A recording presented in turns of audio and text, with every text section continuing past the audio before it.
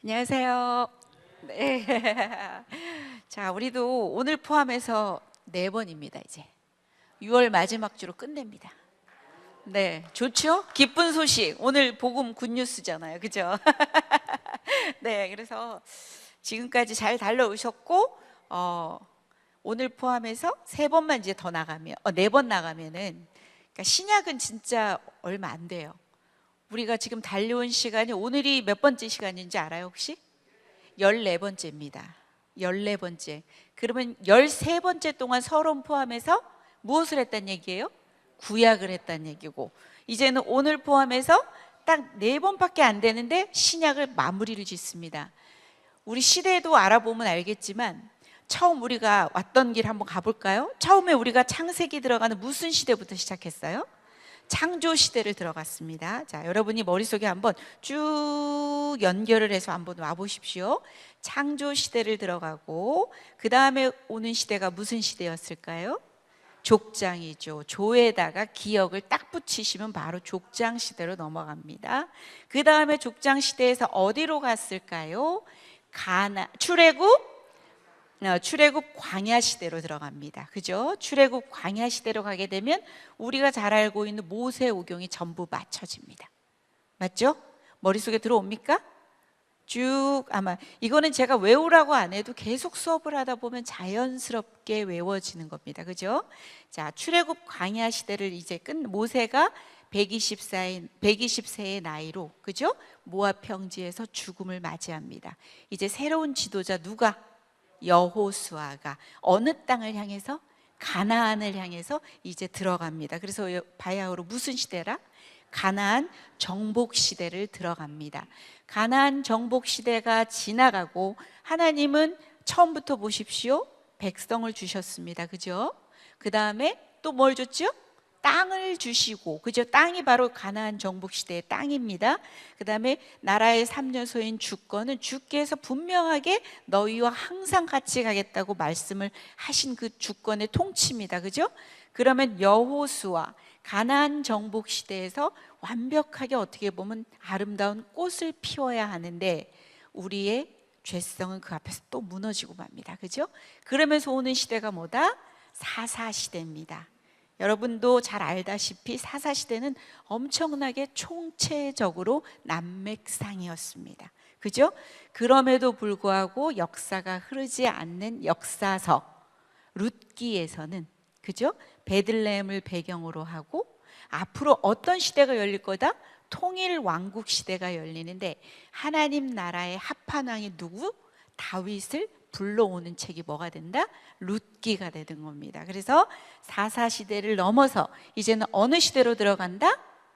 통일 왕국 시대를 들어갑니다. 걸출한 제사장 사무엘을 준비하셔서 하나님께서 사울 40년, 그 다음에 다윗 40년, 그 다음에 솔로몬 40년을 통일 왕국 시대 120년의 시대를 이끌어 가시고 솔로몬의 열왕기상 11장을 끝으로 또 분열이 일어나게 됩니다. 그죠? 이제 무슨 시대가 열린다 그래서 분열 왕국 시대가 열립니다. 어떻게 나눠집니까? 931년에 북이스라엘과 남유다로 나눠집니다. 그죠? 그래서 북이스라엘 동안에 북이스라엘에서는 또 선지자들이 있었고 남유다에도 유명한 선지자들도 많이 나옵니다. 그만큼 하나님의 마음은 급했던 겁니다. 얘들아, 북이스라엘 망했지? 너희들 쟤네들 보고 빨리 돌아와야 해. 그럼에도 불구하고 남유다 돌아오지 않습니다. 남유다에 수많은 선지자들을 보냅니다. 하나님의 마음입니다. 얘들아, 돌아와. 너희들 죄에 대한 심판은 있지만 너희들이 돌아오면 내가 분명히 회복시킬 거야. 그러면서 끊임없이 하나님의 마음은 그들을 부릅니다.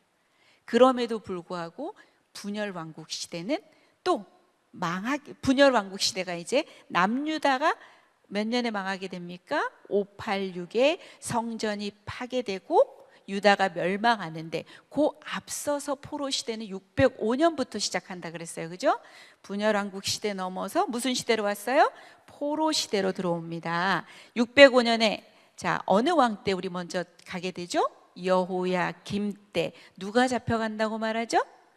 다니엘이 잡혀갑니다. 그 다음에 597년에 여호야긴 때 누가 잡혀갑니까? 에스겔이 잡혀갑니다. 자, 그 다음에 586에는 시드기야 왕 때 이제는 성전이 파괴되고 유다가 멸망합니다. 바야흐로 605년에서 고레스 칙령 538년까지를 포로 70년 바벨론 유수, 바벨론 포로 시대라고 할 수 있습니다.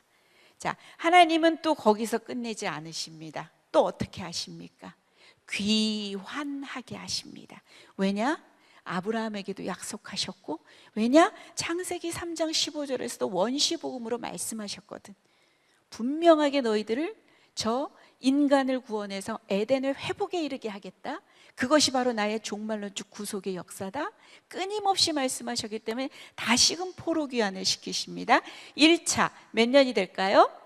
자, 생각을 빨리빨리 끄집어 올리세요. 몇 년일까요? 538. 자, 소리를 고래고래 찔렀던 왕이 누굽니까? 고레스 칙령에 의해서 어느 지도자가? 스룹바벨이. 왜 올라옵니까? 근데 이 성전 재건이 중단되는 위기에 봉착을 합니다. 그때 도와주는 선지자가 있었으니 내가, 자, 그렇습니다. 그 다음에 누가 들어옵니까? 쓱 하면서 스가랴가 들어옵니다. 그래서 1차 포로 시대. 그 다음에 489년 정도 될까요? 저기 페르시아 수산궁에서는 에스더 왕비가 있어요. 하나님께서 섭리적인 보존을 하시는 겁니다. 맞죠? 기억납니까? 무슨 절이 이때 생기는 거죠? 부림절이 생기는 거예요. 만약에 여기에서 유다의 모든 사람들이 말살이 되었다면 2차 포로 귀환은 어찌 보면 어려웠을 겁니다. 자, 2차 포로 귀환 누가 데리고 오십니까? 에스라가. 몇 년이 됩니까? 458년입니다. 왜 들어왔어요? 그렇죠. 신앙의 회복과 종교의 개혁들에서 우리는 종교개혁이라고 그냥 간단하게 외우라고 했죠. 자, 그 다음에 이제 들어왔어요. 그 다음에 이제 3차 기한은 또 누가 들어오겠습니까? 느헤미야, 평신도 지도자 느헤미야가 몇 년에 들어옵니까? 445년에. 왜 들어옵니까? 그래요. 성전만 제거돼서는 될 일이 아닙니다. 그죠? 백성들도 살아야 합니다. 그 다음에 안전하게 보호할 수 있는 성벽이 재건이 되어야 되는 겁니다. 그죠? 무너진 삶의 성벽 가운데 기도와 말씀으로 그 성벽을 쌓아 올려야 되는 겁니다. 그죠? 그래서 포로 기한 시대도 포로 시대와 동일하게 3차에 걸쳐서 된다. 돌아왔는데 여러분도 아시다시피 별 볼 일 없습니다. 맞죠? 그죠? 느헤미야의 끝도 잠시 페르시아에 1년 동안 갔다가 돌아와 보니 자신이 계획했던 모든 것들은 다시 다 수포로 돌아가고, 주여 기억하여 주옵소서. 끊임없이 누구를 바랄 수밖에 없다? 메시야. 죄의 문제 해결이 절대로 되지 않습니다. 그 힘든 포로를 거치고 왔어도 여전히 돌아와서 이방 여인들과 결혼을 하고, 안식일 준수도 그렇고, 또 11조에 대한 얘기도 우리가 배워서 나왔잖아요. 그죠? 하나님께 드리는 물질도 시간에 대해서도 모두 다 우선이 되지 않아요. 여전히 우리가 어떻게 보면 창조 시대의 홍수, 바벨탑 이어지는 그 사건처럼 노답인 백성들입니다. 자, 말라기를 거의 끝으로 이제 구약의 이후에는 어떤 성경의 말씀도 없습니다. 바야흐로 400년부터 예수님이 탄생하기 그까지의 시간이 뭐라고 했습니까? 신구약 중간 시대라고 했습니다. 그죠? 근데 이때는 침묵입니다. 그러나 하나님께서 침묵하셨다? 아닙니다. 그죠? 여건을 준비하고 계셨다. 자, 어떤 여건들이 새롭게 일어납니까? 이제 나라의 언어가 무슨 언어로 통일이 됩니까? 헬라어로 통일이 됩니다. 복음이 쉽게 갈 수 있는 길이 열립니다. 두 번째, 또 어떤 일이죠? 행정이 통일이 됩니다. 자, 로마. 모든 길은 어디로 통한다? 로마로 통한다. 이제는 복음이 국경 없이 전체로 흩어질 수 있는 아주 기반적인 그런 조성들이 다 되는 겁니다. 세 번째는 디아스포라라고 배웠죠. 그죠? 디아스포라들이 유대인이 몇 명만 되면은 그곳에서는 이제 성전이 없잖아요, 그죠? 그러면 말씀도 배우고 예배도 드리고 할 수 있는 그곳이 뭐가 될까요? 바로 회당, 시나고그라고 하죠, 그죠? 그 시나고그가 어떻게 보면은 복음 전파의 교두보 역할을 합니다. 그래서 여러분이 다음 시간에 교회 시대에 넘어가서 배우게 되면 알겠지만 사도 바울도 비시디아 안디옥에 가서도 회당에 들어가서 말씀을 전합니다, 그죠? 그 다음에 여러분이 곳곳에 예수님도 회당에서 말씀을 전하는 것들을 여러분들이 볼 수 있을 거예요. 그래서 요 세 가지를 잘 기억을 해라. 그리고 이제 신약에 넘어가면은 예수님을 발목 잡던 세력들이 있었다. 누가 있었어요? 바리새파가 있었잖아요, 그죠? 바리새인. 그다음 또 누가 있었어요? 부활을 인정하지 않는 사두개인이 있었어요, 그죠? 다양한 이름들이 나올 거예요. 바로 요 시대 때에 생겨난 거예요. 우리가 배웠던 구약의 거기에서는 그 내용을 찾아볼 수가 없었습니다. 그러고 나서 이제 또 뭐가 있었죠? 이제 수전절이라고 마카비 혁명이 있었었고, 그 성전을 청결하게 하는 것, 정화하는 것을 수전절. 그래서 요한복음에 가게 되면 수전절을 지킨다, 맞죠? 수전절에 대한 이야기가 나와요. 그래서 이것은 신구약 중간 세대를 알아야만, 시대를 알아야만 여러분들이 이해할 수 있는 거예요. 엄청나게 많은 사건들이 있지만 우리는 그것을 딱 그것만 기억을 하고, 아, 이렇게 흘러가는구나. 자, 제국의 시대도 바뀝니다. 바벨론을 넘어서 뭐로 갔죠? 페르시아로 갑니다. 페르시아를 넘어서 뭐로 갑니까? 헬라, 그리스 제국으로 넘어갑니다. 그리스에서 어디로 갑니까? 로마로 가게 됩니다. 그래서 우리가 오늘 배울 복음 시대는 어떤 제국 아래에 있는 걸까요? 이스라엘이 로마의 제국 아래에 있는 겁니다. 이렇게 구약을 우리가 10번의 시간에 걸쳐서 보겠습니다. 다시 한번, 첫 번째 무슨 시대다? 창조 시대, 기억만 붙이자. 족장 시대. 그 다음에 간다, 출애굽, 광야 시대, 가나안을 향해서 가나안 정복 시대. 자, 그 다음에 그런데도 불구하고 어떤 시대가 오더라? 사사 시대. 자, 그 이후에 이제는 신정에서 왕정으로 바뀝니다. 통일 왕국 시대. 그럼에도 불구하고 이 통일 왕국이 분열이 됩니다. 분열 왕국 시대. 포로로 잡혀갑니다. 포로 시대. 다시 귀환합니다. 포로 귀환 시대. 마지막 400년 뭐다? 신구약 중간 시대. 이렇게 되는 겁니다. 머릿속에 좀 구속사가 잡혀요? 잡혀요? 자, 끊임없이 여러분들이 한번 여러분들의 언어로 저처럼 한번 해보세요. 그러니까 말을 많이 할 필요는 없습니다. 아주 기본적인 용어들을 여러분들이 딱딱 집어서 요거는 내가 어느 누구에게도 설명할 수 있겠다. 요거는 시간이 가면서 여러분들이 노력이 더해지면 거기에 세심한 부분들은 더 추가가 됩니다. 그죠? 근데 안 하잖아요? 그럼 똑같습니다. 이대로 죽으실 건가요? 아니잖아요, 그죠? 우리 오늘 마지막에도 배울 거지만 어떻게 보면 복음 전파와 제자 삼는 사명으로 끝날 거거든요.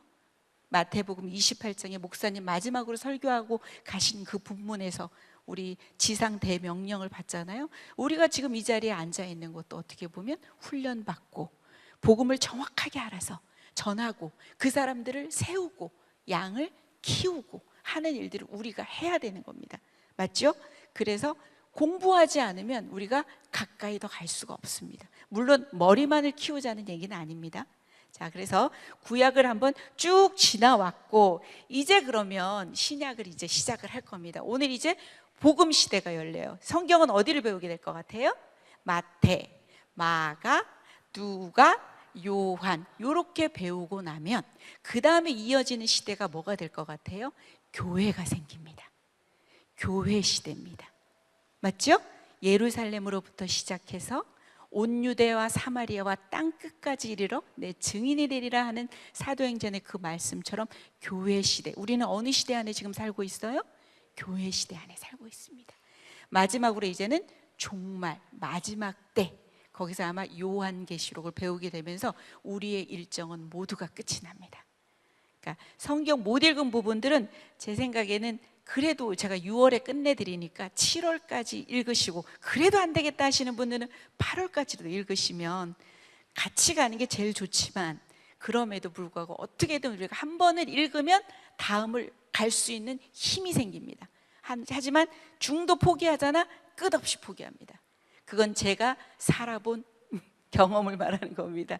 그래서 자, 한번 들어가 볼 텐데요. 오늘 자, 우리가 구약을 알기 때문에 엄청나게 은혜가 될 겁니다. 그러나 제가 감히 말씀드립니다. 저는 신학자도 아닙니다. 목회자도 아닙니다. 그래서 가장 이 본문을 공부하기가 너무 어렵습니다. 구약은 여러분들에게 설명해 주면 될 것 같아요. 어떻게 흘러간다? 그러면서 간간히 생각들을 집으면 될 것 같은데, 요 신약의 내용들은요, 말 그대로 복음입니다. 그리고 예수님, 복음, 이 앞에서는 저도 뭐라고 말할 수가 없어요. 그래서 저는 오늘 그냥 예수님의 중심, 사건들 중심, 그 다음에 예수님의 생애 중심으로 그냥 우리 책에 있는 내용들을 잘 풀어갈 겁니다. 그래서 오늘 아마 여러분들이 끝나시고 나면 성경을 읽으실 때 성령의 조명을 끊임없이 구하고, 이 시간 안에 아마 이때 내가 복음 앞에 제대로 한번 서보고, 도대체 예수님은 나에게 누구신가? 베드로는 주는 그리스도시요 살아계신 나의 하나님이시라고 얘기하는데, 나에게 예수님은 도대체 누굴까? 나에게 진짜 예수님은 필요한가? 이런 정직하게 질문 앞에 한번 서보는 시간이 되었으면 좋겠습니다. 저도 일주일 내내 너무 고뇌했습니다. 이걸 어떻게 가르쳐야 되지? 제가 가르치는 중에 이 시간이 제일 어렵습니다. 그래서 저는 진짜 목회자 아닙니다. 여러분들에게 어떤 영감을 줄 수는 없습니다. 그리고 제 의견이 맞다고 할 수도 없습니다. 그래서 책 중심으로 갈 건데, 여러분들이 이제는 은혜 받는 것, 여러분들의 노력이고 여러분들의 그런 어떻게 보면 또 가져야 될 어떤 태도, 이런 것들이 될 겁니다. 그죠? 그래서 한번 보십시오. 우리가 그동안 우리가 구약을 배웠습니다. 자, 여러분들이 구약이 배운 성경들을 요것을 보면서 한번 끄집어낼 수 있어야 됩니다. 첫 번째 가겠습니다. 하나님과 함께 천지를 창조하신 그분이 누굽니까? 예수 그리스도. 창세기 기억납니까? 천지를 창조하신 그분 기억납니까? 자, 두 번째 갑니다. 여자의 후손으로 태어나셔서 뱀의 머리를 밟으실 그분은 누구십니까? 예수 그리스도. 요거 어디에 나오는 본문입니까? 창세기 3장 15절 원시 복음에 나오는 이야기입니다. 그죠? 자, 그 다음에 6월절 어린 양이 되신 그분은 누구십니까? 요거 어디에 나올까요? 6월절 우리 어디에서 배웠습니까? 출애굽기에서 배웠습니다. 12장에 문설주와 임방에 어린 양의 피를 바르면 죽음의 사자가 패스 오버 한다는 겁니다. 우리가 복음 시대에서도 바로 6월절 어린 양에 대해서 보게 될 겁니다. 6월절 어린 양의 그분은 누구시다? 예수 그리스도입니다. 자, 그 다음에 이분은 직접 희생제물이 되십니다. 앞으로 영원한 대제사장이 되실 그분은 누구입니까? 자, 레위기의 본문을 생각하시면 됩니다. 동물의 제사, 끊임없이 드려졌던 동물의 제사가 아니라 이제는 직접 그분이 그분의 자신을 주심으로 인해서, 직접 영원히 단번에 드림으로 인해서, 자, 모든 죄의 문제가 해결이 됩니다. 그리고 대제사장은 죽으면 또 세워져야 됩니다. 맞지요?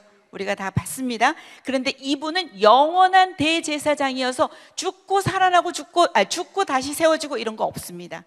이분은 바로 누구십니까?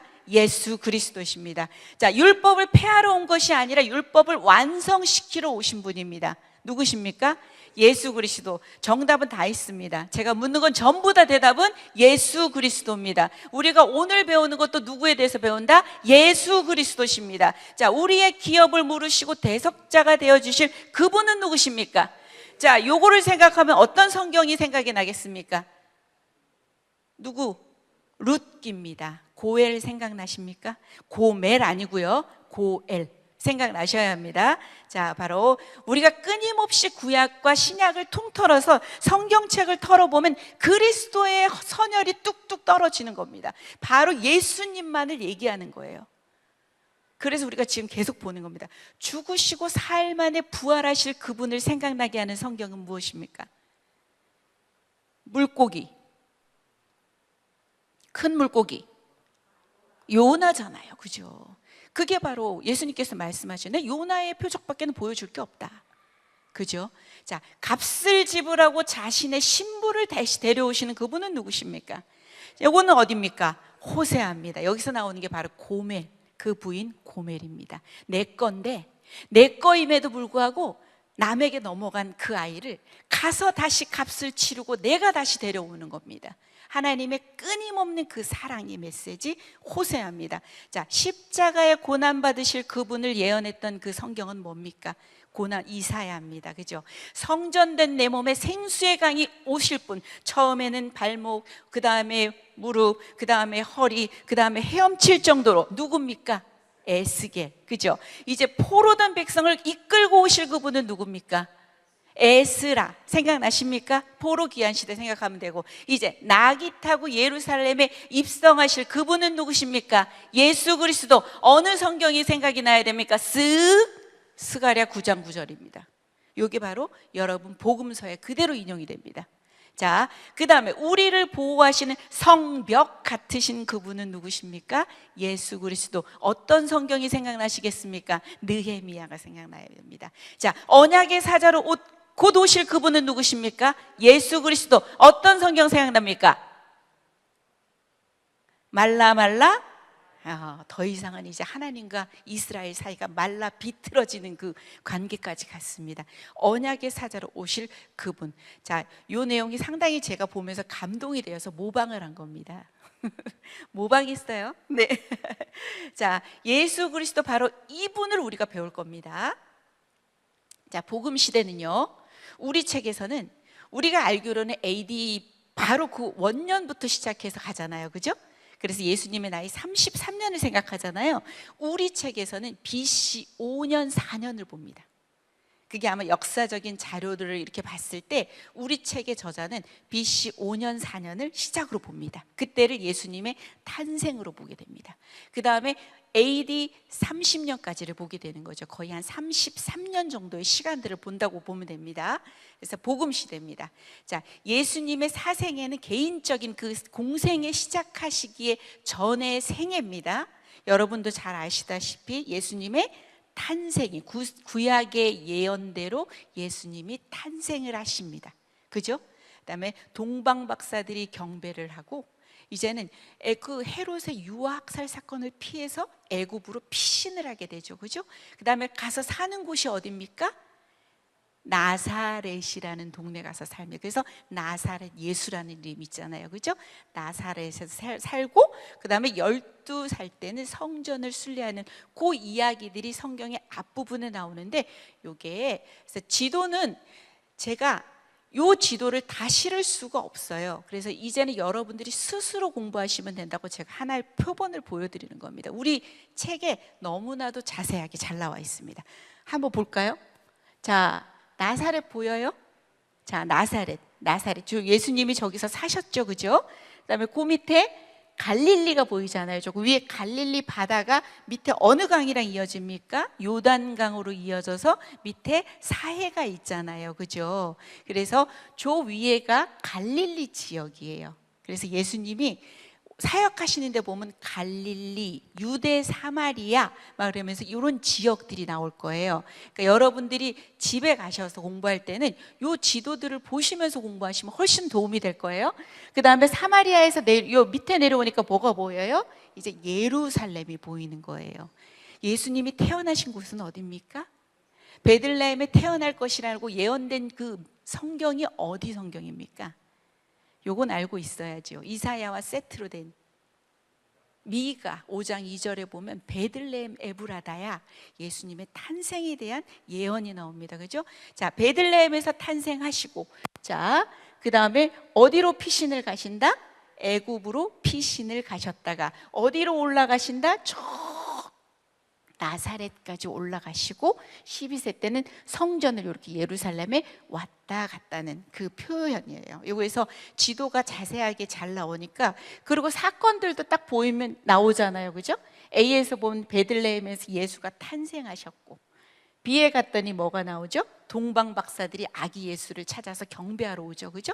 그 다음에 C로 갔더니 뭐가 나옵니까?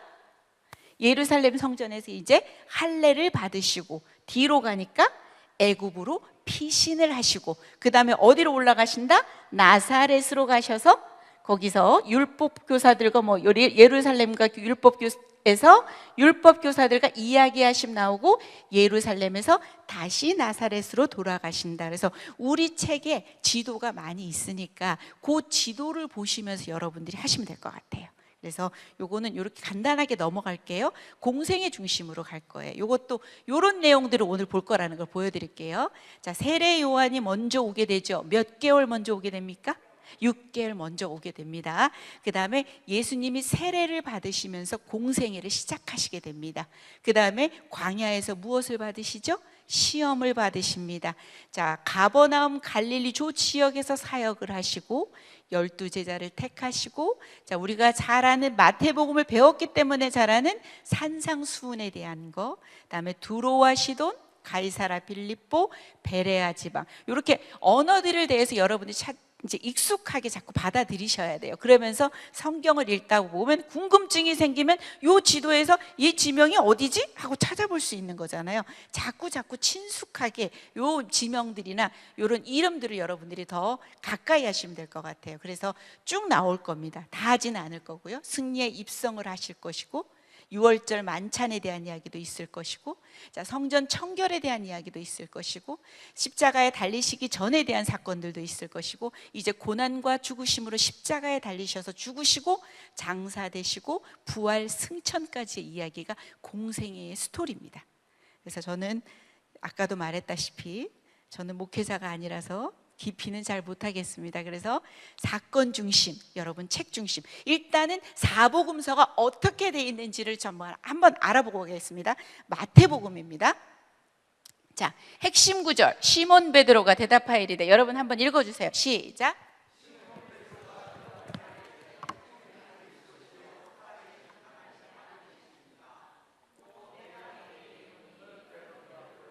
내가 이 반석 위에 내 교회를 세우리니 음부의 권세가 이기지 못하리라. 우리가 마태복음 16장에서 목사님 설교를 통해서도 많이 들었습니다. 시몬 베드로가 주는 예수 그리스도시요 살아계신 하나님의 아들이시니라 고백, 그 다음부터 죽음과 부활에 대한 그 예고들이 나옵니다.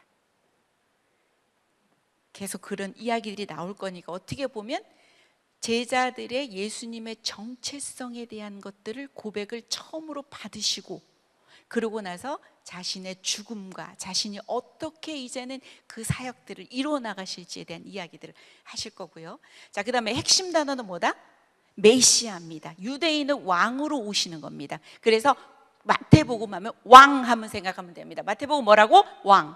자, 마가는 뭐가 될 것 같아요? 바쁘게 막 돌아다니면서 막 섬깁니다. 뭐가 될 것 같아요? 종입니다. 종. 뭐라고요? 종입니다. 누가복음은 인자에 대한 것으로 나옵니다. 그래서 누가는 뭐가 된다? 인자. 자, 요한복음으로 가게 되면 뭐에 대해서 나온다? 예수님의 모습을 하나님이라고 얘기합니다. 요 네 가지는 머릿속 기억하고 계세요. 마태복음은 뭐다? 왕. 자, 마가는 뭐다? 종. 자, 누가는 뭐다? 인자. 그 다음에 요한은 뭐다? 하나님입니다. 그래서 우리가 마태, 마가, 누가를 무슨 복음이라고 할까요? 공관입니다. 같을 공자에다가 보는 그 관점이 같은 거예요. 그래서 내용들도 조직도 이런 것들이 거의 좀 비슷합니다. 갈릴리 사역 중심이 됩니다. 그리고 우리 책에서는 인성 강조라는 내용이라고 나와요. 하지만 저 요한복음은 요한이 몇 세까지 살았을 것 같아요? 아주 장수하셨습니다. 그래서 그분에게는 책임이 있었습니다. 마테마가 누가가 이르지 못한 그 이야기들도 어떻게 보면 해야 되는 그 책임이 있었을 겁니다. 남은 자로서, 그죠? 내용, 성격이 완전히 다릅니다. 하나님이라고 선포를 합니다. 표적의 책이고 영광의 책입니다. 그래서 신성을 강조한 책입니다.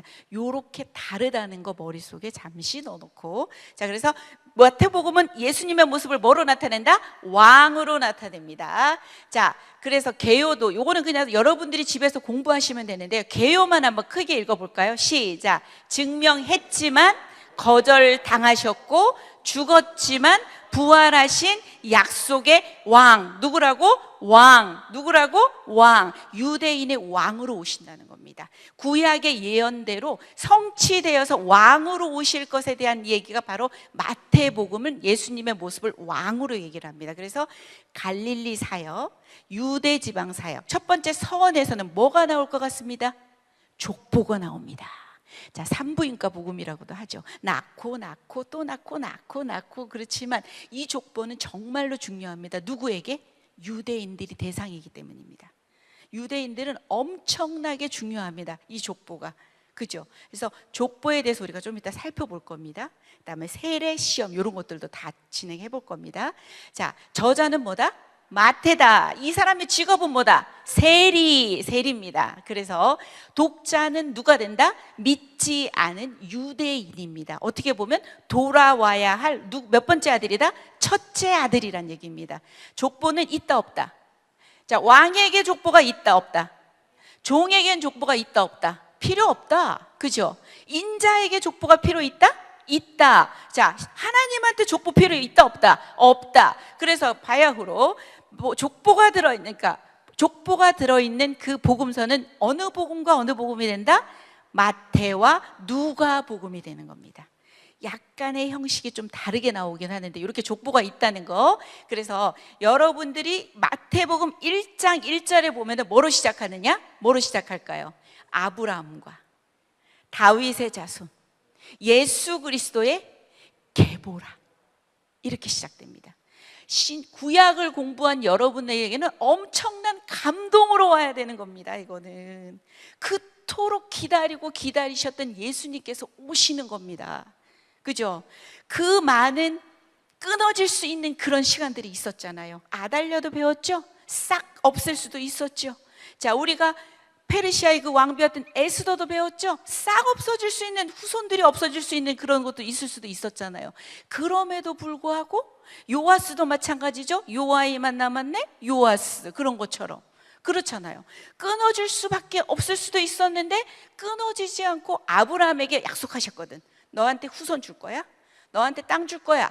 너에게 복을 줘서 네가 모든 민족에게 복이 될지라 라고 약속을 했고, 그 예언의 성취입니다. 그 다음에 다윗에게 약속하셨습니다. 사무엘하 7장에 내가 너에게 영원한 뭐라 그러죠? 왕이 너를 통해서 예수 그리스도가 날 거라는 것을 약속을 하신 겁니다. 어떻게 보면 혈통이 아닙니다.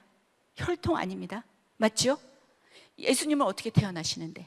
혈통이 아니라 동정녀 마리아로 성령으로 잉태돼서 태어나시는 겁니다. 그 남편이 누굽니까? 요셉입니다. 요셉이 다윗의 가문입니다.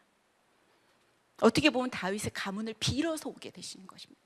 그죠? 혈통이 아니라는 얘기입니다. 이거는 뭐냐면 예언의 성취라는 걸 알려주는 겁니다. 아브라함과 다윗의 자손 예수 그리스도의 계보라. 왜냐하면 믿지 않는 유대인들은 이 족보 너무 좋거든. 아브라함 너무 좋아하거든. 다윗 너무 좋아하거든. 이 사람들에겐 진짜 엄청난 족보예요. 우리는 읽다가 이게 뭐야? 하지만 우리는 알 수 있어요. 우리는 다 배웠거든. 여러분들이 그 1장의 족보를 보시다 보면 우리가 배워왔던 그 시간들을 다 기억하시면서 그 사람들이 생각이 날 겁니다. 그러면서 이것은 어떻게 보면 감동으로 와닿아야 될 것입니다. 그래서 성경의 족보는 그 끝에 나오는 사람을 부각시키기 위해서 사용합니다. 그래서 창세기 5장에 보면 아담의 족보에서도 마지막에 누가 나오더라? 노아가 나오더라. 6, 7, 8, 9장은 누구에 대한 이야기더라? 노아의 홍수에 대한 이야기더라. 우리 이 책에서도 마찬가지입니다. 그 끝에 누가 나오더라? 예수 그리스도가 나오더라. 구약의 족보는 종결되었습니다. 더 이상의 다른 사람이 나오면 된다, 안 된다? 안 된다. 이단입니다.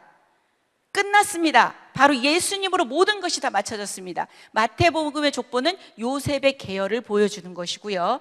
자, 우리가 성경을 그렇게 보면은 그 중에 여러분들 분명히 유다의 이시방을 배웠는데 빠진 사람들이 있단 말이다. 그죠? 얘는 왜 뺐을까? 마음대로 왜 뺐지? 뭐 이런 생각이 나. 므낫세 아몬은 들어가. 그렇게 악했는데 왜 들어갔을까? 그렇죠. 모르겠어요. 하지만 히브리어로 다윗은 14라는 숫자가 됩니다. 그래서 의도적으로 14, 14, 14로 맞춥니다.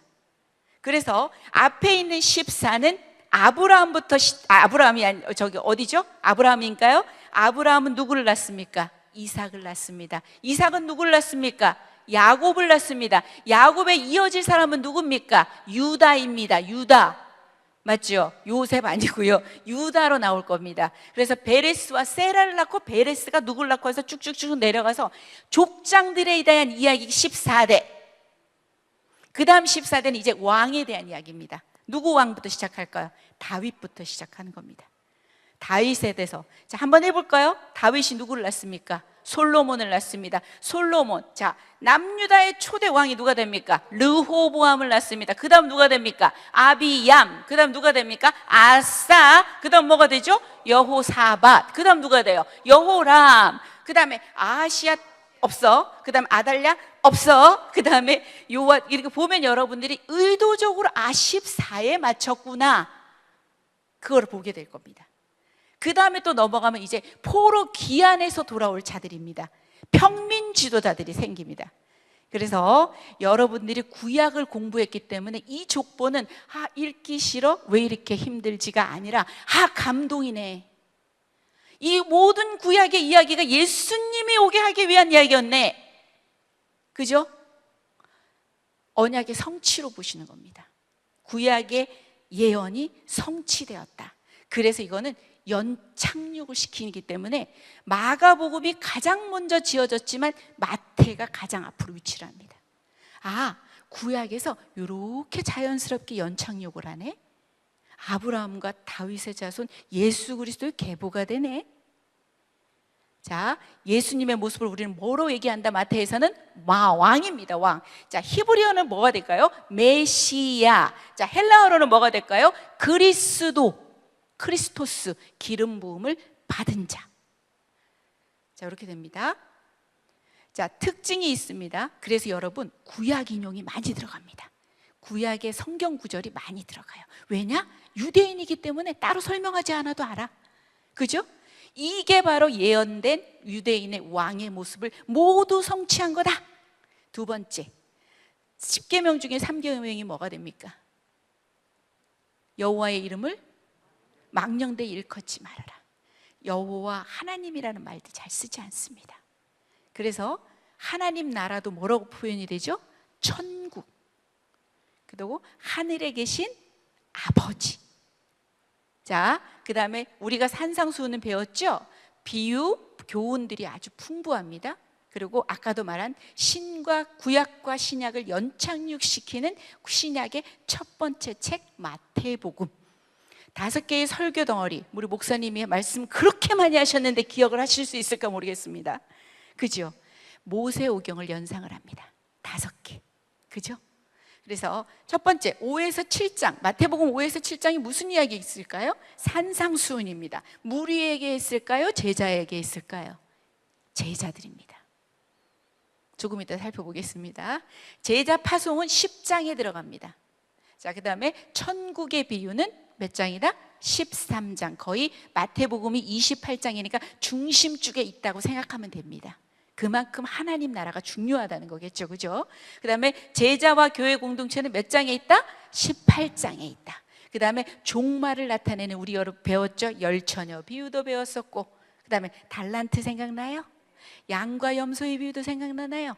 종말에 대한 설교입니다. 그래서 설교 5덩어리. 마태는 무식한 사람이 아니었습니다. 세리를 할 정도면 똑똑한 사람입니다. 적어도 그쪽 세관 쪽에서 일을 하려면 언어도 기본적으로 2개 이상은 전부 다 알고 있어야 되는 똑똑한 사람이었을 겁니다. 이렇게 조직하고 설교에 대한 덩어리들도 이렇게 이렇게 갑니다. 자, 대표 기절. 우리는 이런 거 외울 겁니다. 우리는 뭔가를 많이 배우는 게 절대 필요하지 않습니다. 우리는 행하지 않는 게 문제지요. 그죠?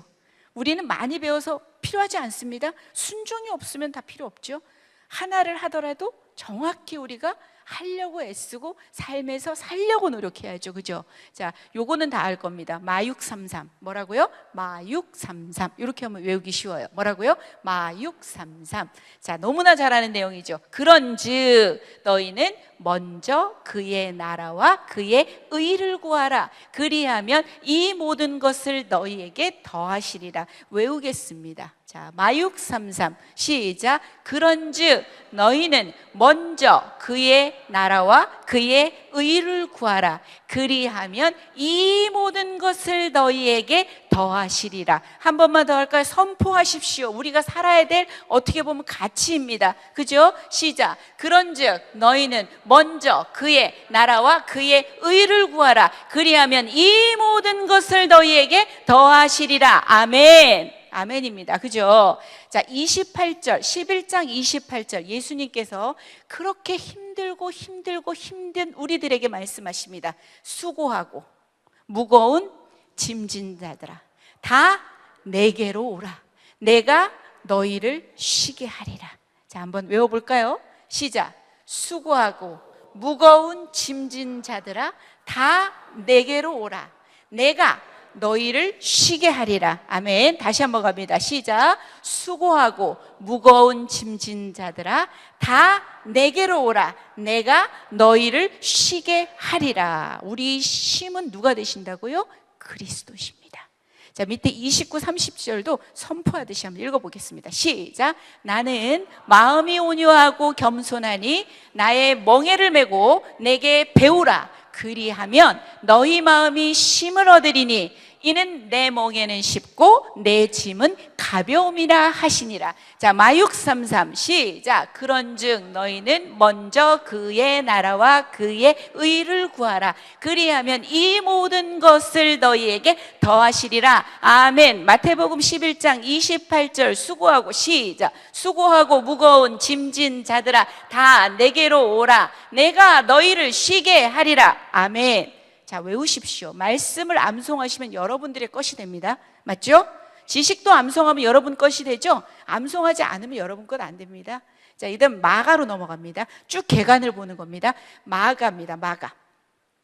자, 마가의 핵심 구절은요, 요것도 진짜 중요한 약간 핵심 구절이 되겠죠. 자, 같이 한번 크게 선포하겠습니다. 시작. 인자가 온 것은 섬김을 받으려 함이 아니라 도리어 섬기려 하고 자기 목숨을 많은 사람의 대속물로 주려 함이니라. 요렇게 오셨답니다. 다시 한번 외치겠습니다. 시작. 인자가 온 것은 섬김을 받으려 함이 아니라 도리어 섬기려 하고 자기 목숨을 많은 사람의 대속물로 주려 함이니라. 자, 요 말씀도 10장 45절 말씀도 여러분들이 외우십시오. 자, 마가복음은 예수님의 모습을 뭘로 나타낸다? 종입니다. 그죠? 자, 이방인들입니다. 모릅니다. 로마인들 대상이거든요.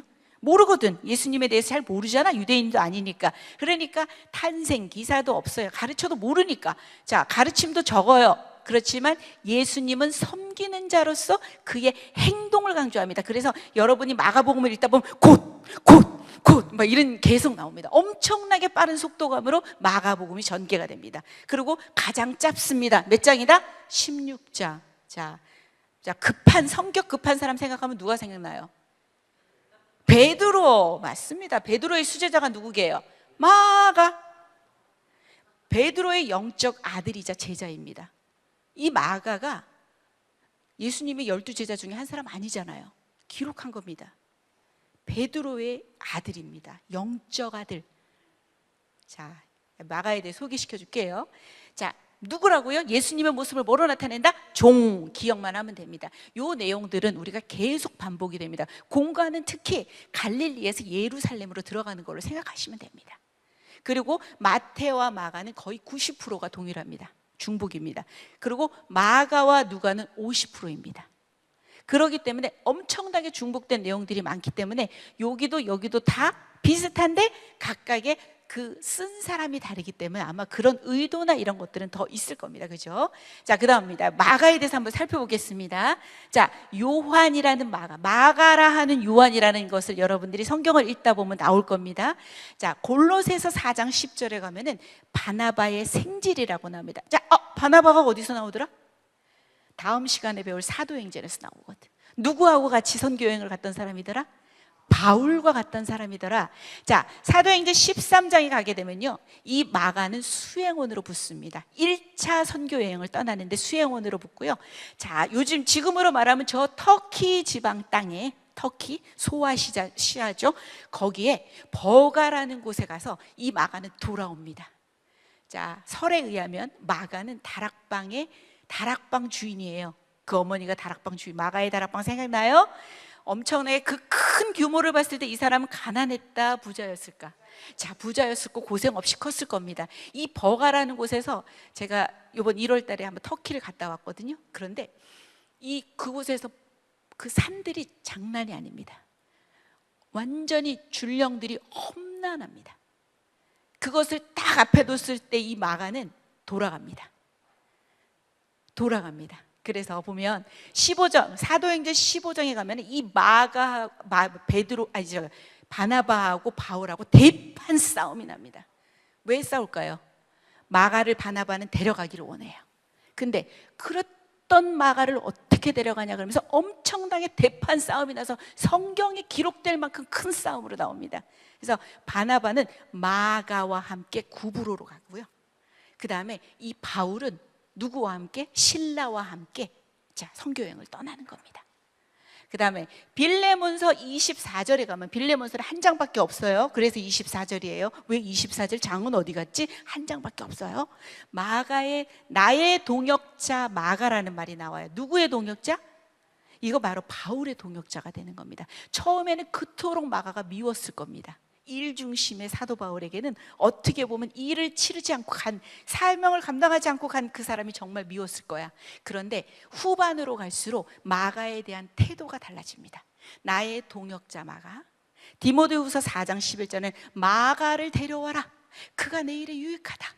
아마 관계 회복이 된 겁니다. 그다음 베드로전서 5장 13절에 가게 되면 이 베드로는 내 아들 마가.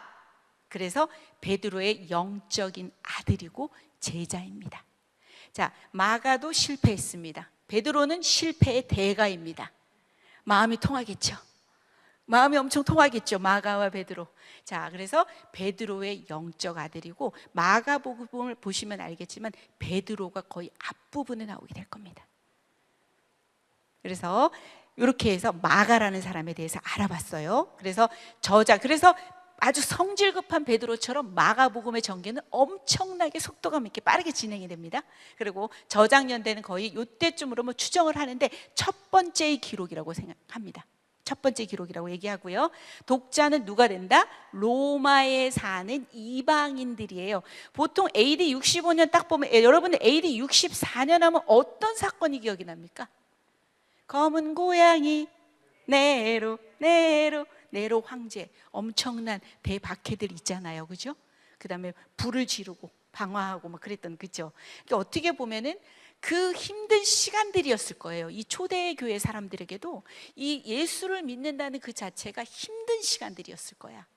그럼에도 불구하고 이 마가복음이라는 이 책들을 통해 가지고 예수님에 대한 이 이야기들이 들어가고, 고난받고 힘들고 박해받지만 마가복음 보면서 아마 또 어떤 위로와 그런 것도 있지 않았을까요? 예수님의 모습을 뭐로 얘기한다?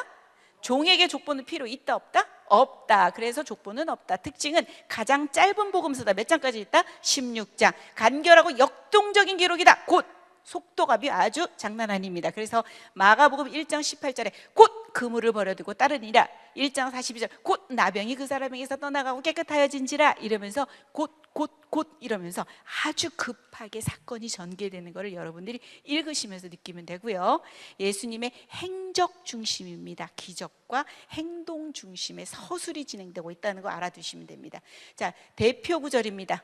여러분 마가복음 1장 1절을 딱 열으시면 이 말씀입니다. 크게 읽으십시다. 시작. 하나님의 아들 예수 그리스도의 복음의 시작이라. 자, 요거는 외우고 있어야죠. 다시 한번 시작. 하나님의 아들 예수 그리스도의 복음의 시작이라. 복음이 누가 된다고? 예수 그리스도. 다시 한번 시작. 하나님의 아들 예수 그리스도의 복음의 시작이라. 마가복음 1장 1절은 이렇게 막을 엽니다. 자, 그 다음에 45절 우리가 아까 다시 했던 거 다시 한번 선포해 볼까요? 시작. 인자가 온 것은 섬김을 받으려 함이 아니라 도리어 섬기려 하고 자기 목숨을 많은 사람의 대속물로 주게 함이니라. 그죠? 주려 함이니라. 요거 마가복음 10장 45절 말씀. 이제는 누가로 넘어갑니다. 전개가 아주 빠르죠? 그죠? 자, 누가. 여러분 이거 하면 다 읽은 거야. 근데 그 다음 내용들은 여러분 중심적인 내용들을 제가 골라봤어요. 자, 루크라고 하죠. 자, 19장 10절 같이 한번 읽어볼까요? 시작.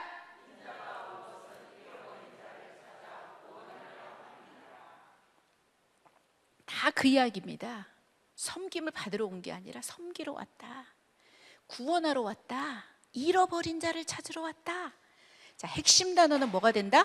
구원자. 자, 누가는 예수님의 구원 사역을 집중적으로 기록을 합니다. 그의 사역은 누구를 구속하는 데 있다? 남을 구속하는 데 있지 자신을 구속하는 데 있지 않다라고 여러분 통큰 통독책에 잘 기록되어 있습니다.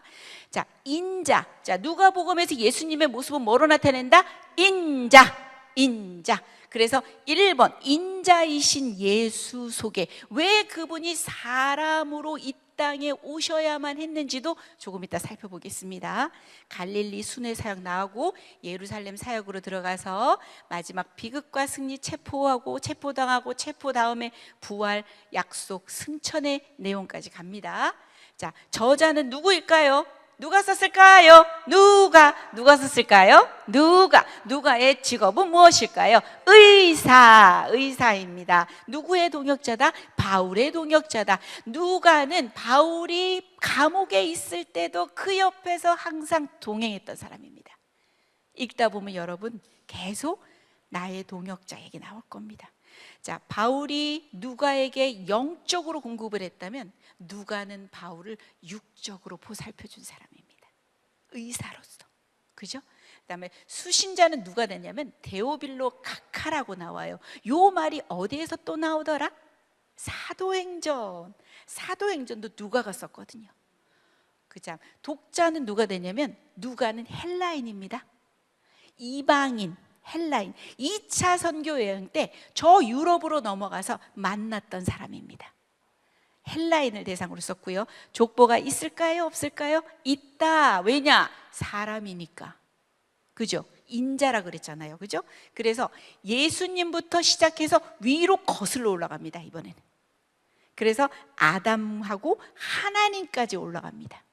어떻게 보면 인류 전체와 예수님의 연결을 보여주는 겁니다. 아까 마태복음의 족보는 어디서부터 시작했어요? 아브라함. 근데 이제는 아담과 하나님까지 올라가는 거야. 그래서 아담의 아들, 하나님의 아들, 하나님의 신성과 인성을 함께 드러내고 요거는 마리아 쪽의 계열이라고 얘기합니다. 자, 그리고 예수님의 모습을 뭐로 나타낸다? 인자. 자, 그거 기억합니다. 다시 마가는 뭐로 나타냈다? 왕. 그죠? 왕. 미안해요. 제가 좀 이런 데 나오면 막 말이 막 헛나와요. 그죠? 자, 우리 목사님 욕할 게 아니에요. 그죠? 마태복음은 뭐다? 왕. 마가는 누구다? 종. 누가는 누구다? 인자. 요한은 누구다? 하나님. 이렇게 됩니다. 자, 핵심 구절입니다. 자, 요건 여러분 다 알죠? 기억하고 있어요? 외우시나요? 진짜? 시켜볼까요? 네. 자, 같이 한번 선포하겠습니다. 이게 우리를 향한 하나님의 사랑입니다. 하나님이 시작. 하나님이 세상을 이처럼 사랑하사 독생자를 주셨으니 이는 그를 믿는 자마다 멸망하지 않고 영생을 얻게 하려 하심이니라. 못 외우신 분들은 제 손가락 보세요. 하나님이 세상을 이처럼 사랑하사 독생자를 주셨으니 이는 그를 믿는 자마다 멸망하지 않고 영생을 얻게 하려 하심이라. 손가락으로 잘 보이죠? 하나님이 세상을 이처럼 사랑하사 독생자를 주셨으니 이는 그를 믿는 자마다 멸망하지 않고 영생을 얻게 하려 하심이니라. 자, 외우십시오. 우리 말라기에서 어떤 말 생각나요? 하나님 우리를 어떻게 사랑하셨는데요? 생각나요? 자, 그러죠? 하나님 그러잖아. 얘들아, 내가 너희들을 사랑했고 지금도 너무나 사랑하고 앞으로도 사랑한다. 이렇게 했더니 뭐라고요? 하나님 우리를 어떻게 사랑하셨는데요? 하나님의 사랑은 바로 이겁니다. 선포해 볼까요? 시작. 하나님이 세상을 이처럼 사랑하사 독생자를 주셨으니 이는 그를 믿는 자마다 멸망하지 않고 영생을 얻게 하려 하심이니라. 요한복음 3장 16절 말씀. 아멘. 외우십시오. 여러분들의 레마의 말씀을 여러분들 가슴속에 박아두십시오. 이것이 바로 하나님의 사랑입니다. 핵심 단어는 뭐가 된다? 로드. 하나님입니다. 하나님. 요한복음은 처음부터 끝까지 예수님이 하나님으로 주되심을 보여주는 게 바로 요한복음입니다. 자, 계요는 성육신. 뭐죠? 성육신이 뭐예요? 하나님이신 그분이 인간의 몸을 입고 이 땅에 오신 사건입니다. 잘 생각해 보세요. 우리가 개들이 하는 대화를 알아들을 수 있어요? 모르죠. 개들은 서로 만나면 서로 좋다고 뭐 어떤 얘기도 하고 막 그럴 수도 있을 거예요. 통할 거예요. 그죠? 그냥 너무 좀 심한 예가 될 수 있지만 우리가 개의 얘기를 듣기 위해서 개가 되는 겁니다. 어떻게 보면 우리 목사님 그 이야기도 하셨잖아. 위험에 당한 개미들에게 이 위험을 알려주고 싶은 거야. 저기서는 댐이 지금 막 터져 나오려고 하고 있는 거야. 조금만 보면 이 댐이 터져버리면 이 얘네들은 완전 몰살인데 너무나 가슴이 아프고 답답한 이 사람이 방법이 없을까? 방법이 없을까? 하다가 어떻게 해야 되죠? 자신이 개미가 되어서 개미 나라로 들어가는 겁니다. 그곳에서 가서 외칩니다. 빨리 피하십시오. 빨리 피하세요. 곧 망할 겁니다. 그랬더니 그 개미들은 뭐라고 하냐? 저 미쳤네, 미쳤어. 그래 어떻게 되겠어요? 개미를 죽여버릴 수 있는 겁니다.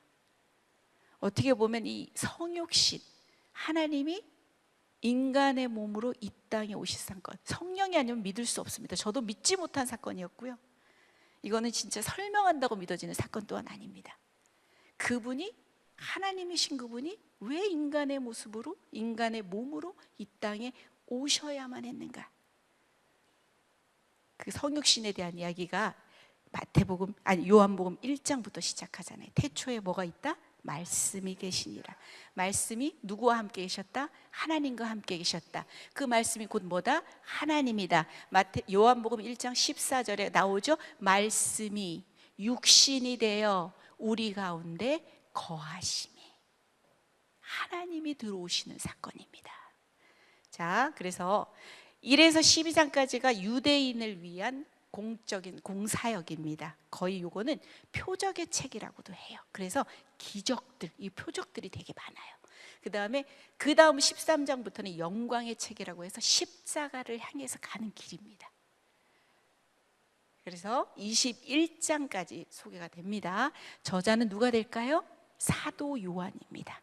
예수님의 12제자 중에 한 사람인 요한입니다. 주님의 사랑하시는 제자라고 자꾸 기록이 되어 있습니다. 이 사람은 장수했습니다. 그래서 남들보다도 더 책임이 있었습니다. 주님의 일들에 대한 기록, 복음에 대한 기록에 대해서도 어떻게 보면 더 책임을 가지고, 그래서 요한복음과 이 공간복음의 차이가 있는 것일 수도 있겠습니다. 그죠? 그리고 이 사람이 누구를 돌봤을 것 같아요? 누구? 예수님의 어머니 마리아를 돌봅니다. 끝까지 돌보게 됩니다. 그래서 기록 시기는 저렇게 가장 늦게 기록이 됩니다. 그리고 독자는 어디다? 열방입니다. 자, 우리 마태가 누구를 독자로 뒀죠? 믿지 않는 유대인이죠. 그러니까 유대인을 생각하면 돼요. 마가는요, 로마인들. 그죠? 자, 그 다음에 누가는요, 헬라 이방인들을 보는 겁니다.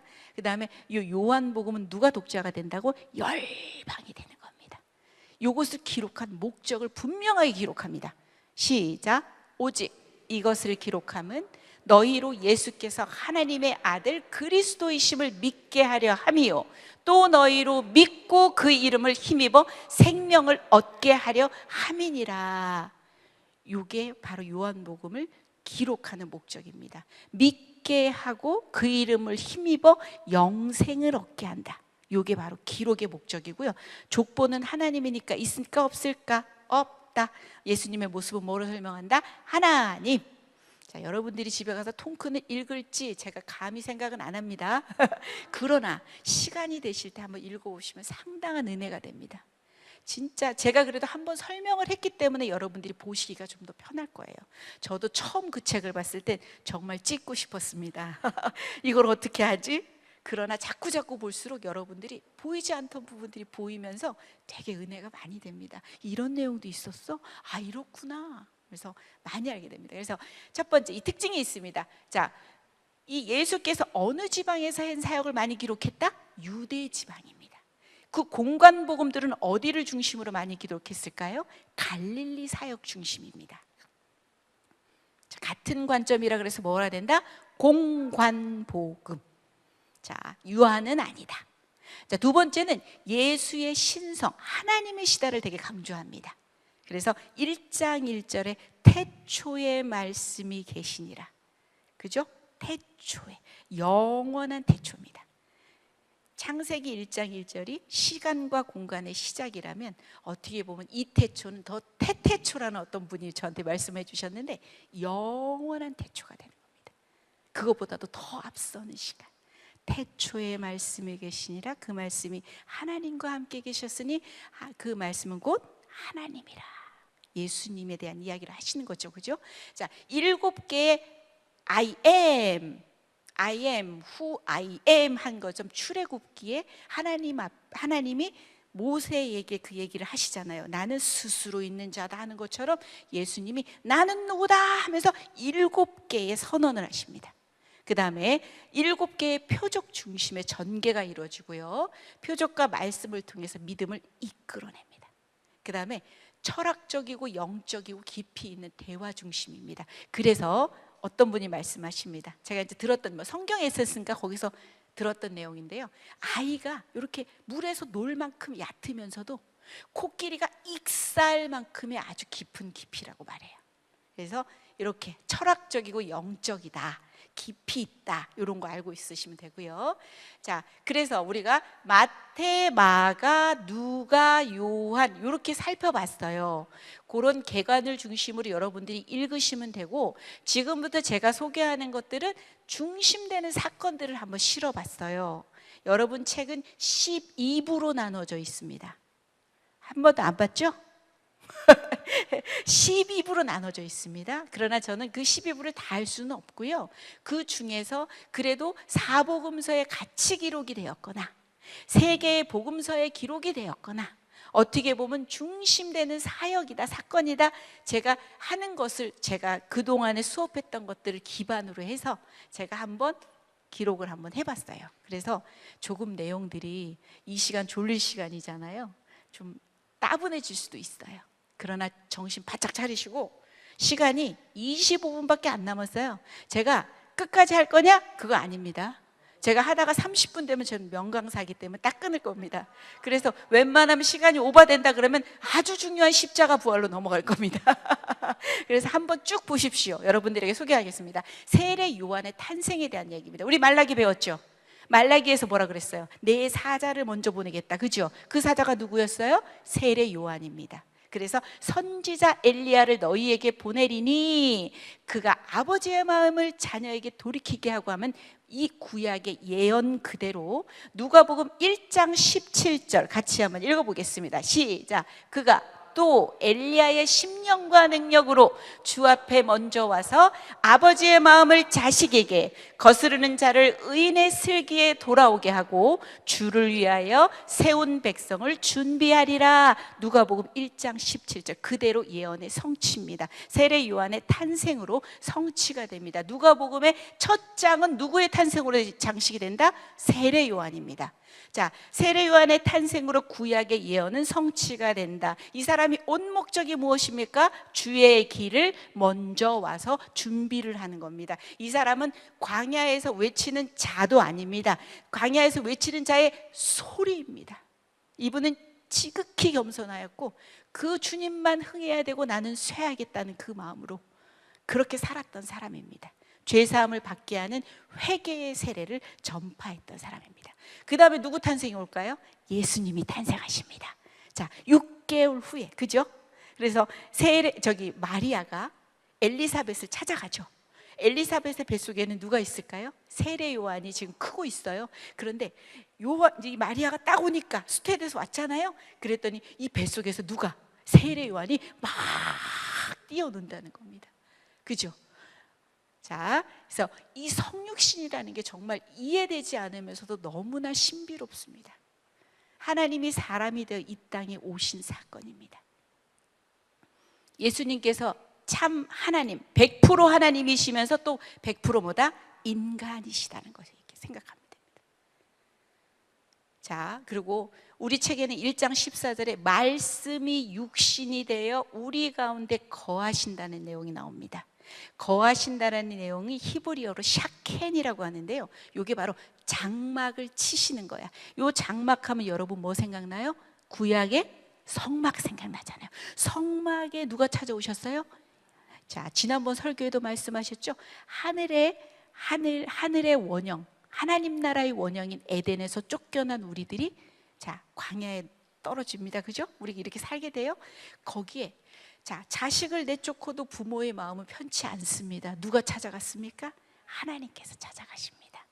그리고 그 가운데, 성막 가운데 하나님이 임하신 것처럼 우리 가운데 장막을 치시기 위해 오신 하나님이 바로 이 사건입니다. 그리고 하나님이 성막을 통해서 우리에게 임재하셨잖아요. 그죠? 그것처럼 우리에게 임재하신다는 사건입니다. 그래서 성육신, 자, 요거 말씀 우리가 먼저 700년 전인 이사야에서 이 말씀을 봤습니다. 같이 한번 크게 읽겠습니다. 시작. 보라, 처녀가 잉태하여 아들을 낳을 것이요 그의 이름을 임마누엘이라 하리라 하였나니, 이를 번역한즉 하나님이 우리와 함께 계시다 함이라. 요거는 이사야에서도 예언하였고, 그 다음에 마태복음 1장 23절에 동일하게 인용이 되어 나와 있습니다. 요 임마누엘의 하나님이 그때만 오신 것이 아니라 어디까지?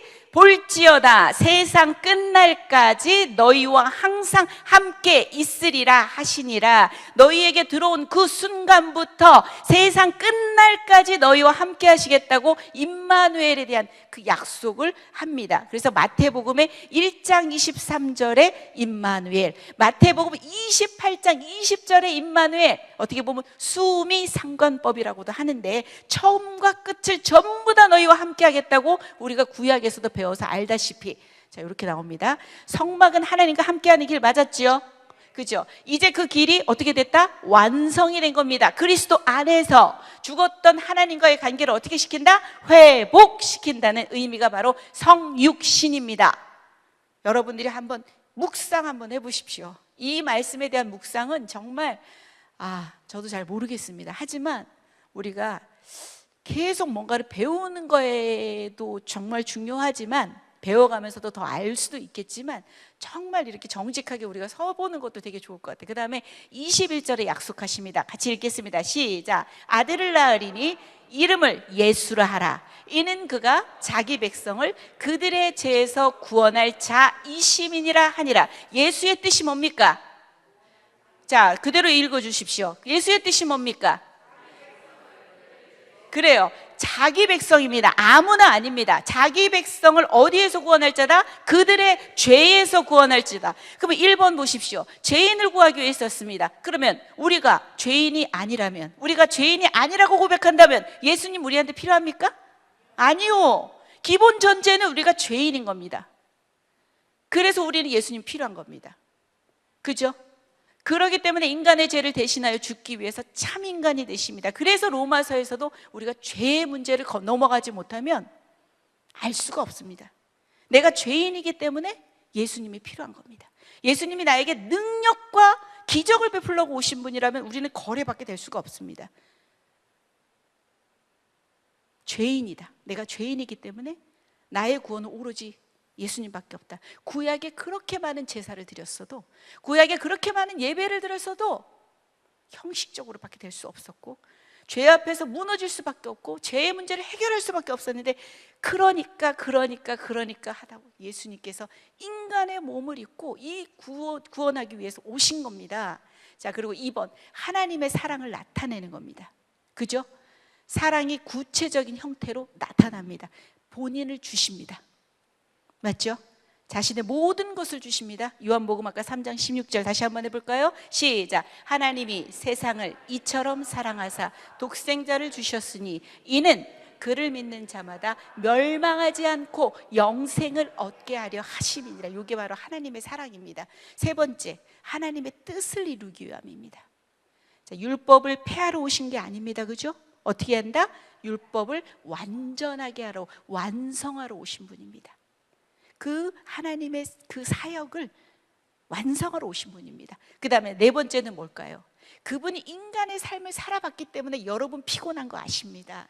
그분이 인간의 삶을 살아봤기 때문에 우리의 관계가 힘든 걸 아십니다. 물질이 필요한 것도 알고 무너질 수밖에 없고 넘어질 수밖에 없다고 말합니다. 이래서 고통받는 자를 친히 이해하고 도우신다는 히브리서 4장 15절 말씀 선포하면서 읽어보겠습니다. 시작. 우리에게 있는 대제사장은 우리의 연약함을 동정하지 못하실 이가 아니요 모든 일에 우리와 똑같이 시험을 받으시니로되 죄는 없으시다.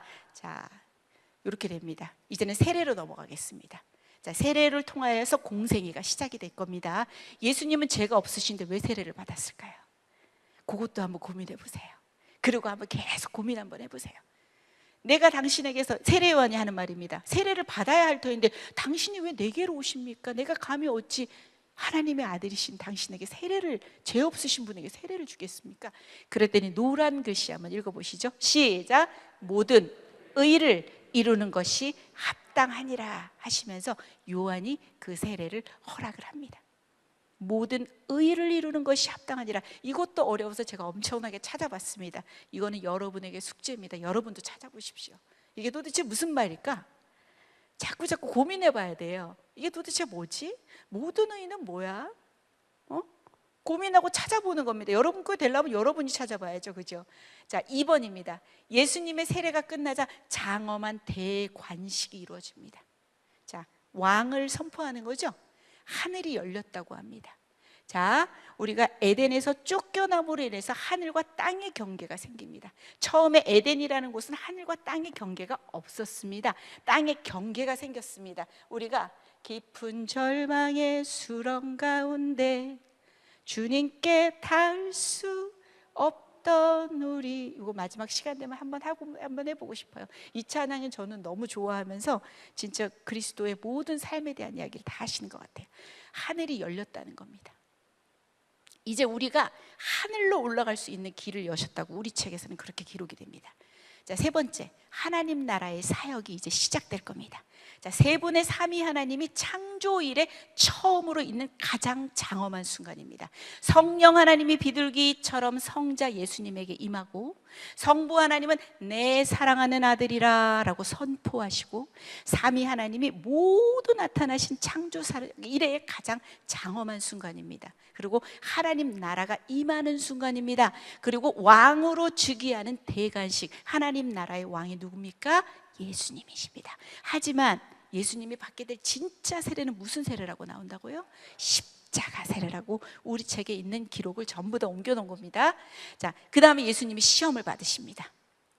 1번, 에덴에 세워진 하나님의 나라가 뭐 때문에 무너지죠? 사단의 유혹 플러스 자기 중심성의 합작품입니다. 두 번째, 하나님은 원시복음 3장 15절에서 어떻게 한다? 여인의 후손을 통해서 뱀의 머리를 밟을 것이다 라는 원시복음을 주신다. 세 번째, 이 하나님의 뜻이 있고 이 사단이 이 뜻을 이루어지지 않게 하려고 세력과의 그 대결은, 영적인 전쟁의 대결은 피할 수가 없다. 자, 마지막에 최종 승리는 어디서 나온다? 요한계시록에서 하나님의 승리로 끝이 난다. 그런데 이때까지 사단의 최대 관심사는 뭐다? 여인의 후손이 나타나는 거야. 그죠? 사단이 싫어하는 책들 중에 그런 것들이 있다고 우리 책에도 그 작게나마 기록된 것들이 있는데, 요나 책도 싫어했던가요? 요나? 예수님에 대한 이야기 해서 모르겠습니다. 한번 여러분이 공부하시다 찾아내세요. 자, 6번 보십시오. 예수님이 공생애를 시작하려 하자 사단이 총경 공격을 하는 겁니다. 총공격을 하는 겁니다. 이 시간을 통해서 이제는 하나님 나라의 공적인 사역들이 열어지는 거잖아요. 이제 공격합니다. 자, 무엇으로 이겼습니까? 자, 무엇으로 이겼어요? 말씀. 나는 하나님이다! 그러면서 능력으로 팍 변해가지고 했을까요? 아닙니다. 뭐로 했다? 말씀으로 사단의 시험을 이기신다. 자, 돌이 떡이 되게 하라. 예수님께 이것은 쉬운 일일까요? 어려운 일일까요? 무지하게 쉽죠. 그래서 예수님께 시험이 되는 겁니다. 우리에게 돌떡이 되게 해보세요. 못하는데요? 이게 무슨 시험이 됩니까? 그러나 예수님은 하나님의 아들이시고 능력 있으신 분이야. 할 수 있어. 그럼에도 못하는 것은 시험이 될 수밖에 없지. 그러나 무슨 말씀으로 선포합니까? 신명기 8장 3절 시작. 사람이 떡으로만 살 것이 아니요 하나님의 입으로부터 나오는 모든 말씀으로 살 것이라. 두 번째, 성전에서 뛰어내려 봐봐. 천사들이 쫙 받쳐줄 거야. 그런데 뭐라고 말한다? 6장 16절 주 너의 하나님을 시험하지 말라 말씀으로 또 공격. 자, 그 다음 세 번째, 사단이 딱 보여주면서 나한테 경배하면 이거 다 줄 거야. 이랬더니 뭐라? 주 너의 하나님만 경배하고 그를 섬기라고 나오는 거야. 무엇으로 이겼다? 말씀으로 이겼다. 이것은 우리에게 무엇을 말씀해 주신다? 우리 또한 말씀으로 이길 수 있다는 겁니다. 사탄의 유혹, 시험, 그죠? 말씀이 있어야 공격을 하죠. 맞죠? 에베소서 말씀에 공격은 뭐만 있어요? 성령의 검. 없으면 못하죠. 그래서 여러분들이 말씀을 외우고 익히고 공부하는 겁니다. 예수님은 광야 시험에서 누구의 실패? 아담의 실패. 아담은 실패했어. 맞죠? 창세기 3장에서 아담은 실패. 이스라엘도 실패. 회복하는 결정타를 누구에게 날렸다? 사단에게 팍 날리신 겁니다. 두 번째 아담으로 오신 그분, 예수 그리스도. 그분은 팍 사단에게 결정타를 남긴 겁니다. 자, 그 다음에 가나 혼인잔치가 요한복음 2장에 나와요. 예수님의 첫 기적이에요. 그죠? 그래서 이 기적의 본질은 변화입니다. 자, 호박에다가 이렇게 줄 그은다고 뭐가 된다? 수박? 안 돼요. 요거는 뭐냐면 물리적이고 형식적인 겉모양의 변화가 아니라 우리의 본질이 변하는 겁니다. 신앙생활에 질적인 변화가 일어나는 거야. 화학적인 변화가 일어나는 겁니다. 구약의 율법주의 가치관에서 이제 하나님 나라의 가치관과 질서로 바뀌어야 된다는 메시지를 담고 있습니다. 여러분 책에 똑같이 나옵니다. 나와 내 주위에 예수 믿는다고 하는 사람은 많은데 왜 이런 변화는 없을까? 고민해 봐야 됩니다. 맞죠? 잔치의 이미지는 하나님 나라의 모습입니다. 에덴하고도 얘기할 수 있겠죠? 예수님이 이 잔치에 오셨다는 것은 뭘까요? 예수님이 근데 잔치에서 포도주가 또 모자란다는 것은 무슨 의미일까요? 자, 자기중심성 보이죠? 우리는 스스로 하나님이 됩니다. 그죠? 자기 멋대로 살고 싶어 합니다. 에덴의 풍요로움으로부터 결과는 이탈입니다. 결과적으로 오는 게 우리에게 뭐다? 결핍.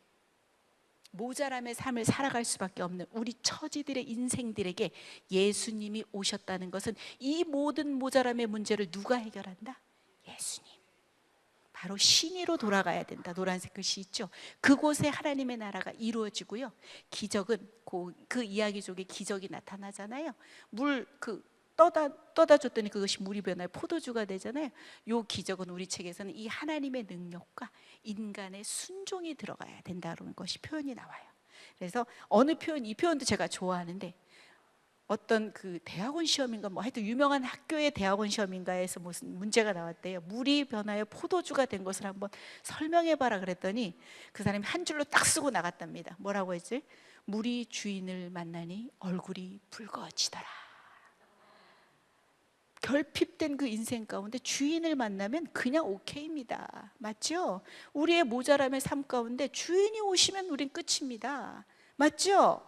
자, 여기서 말하는 것은 여러분들이 한번 쭉 보시면서 생각을 하면 될 것 같아요. 그리고 아직도 멀었는데 시간은 좀 더 해야 될 것 같은데 제가 두 번 말하면 안 되는데 예수님과 사마리아 여인에 대한 얘기 짧게 지나가 보겠습니다. 기독교의 모든 다른 종교와 다른 점은 찾아가 주시는 겁니다. 아브라함에게 어떻게 하셨어요? 찾아오셨어요.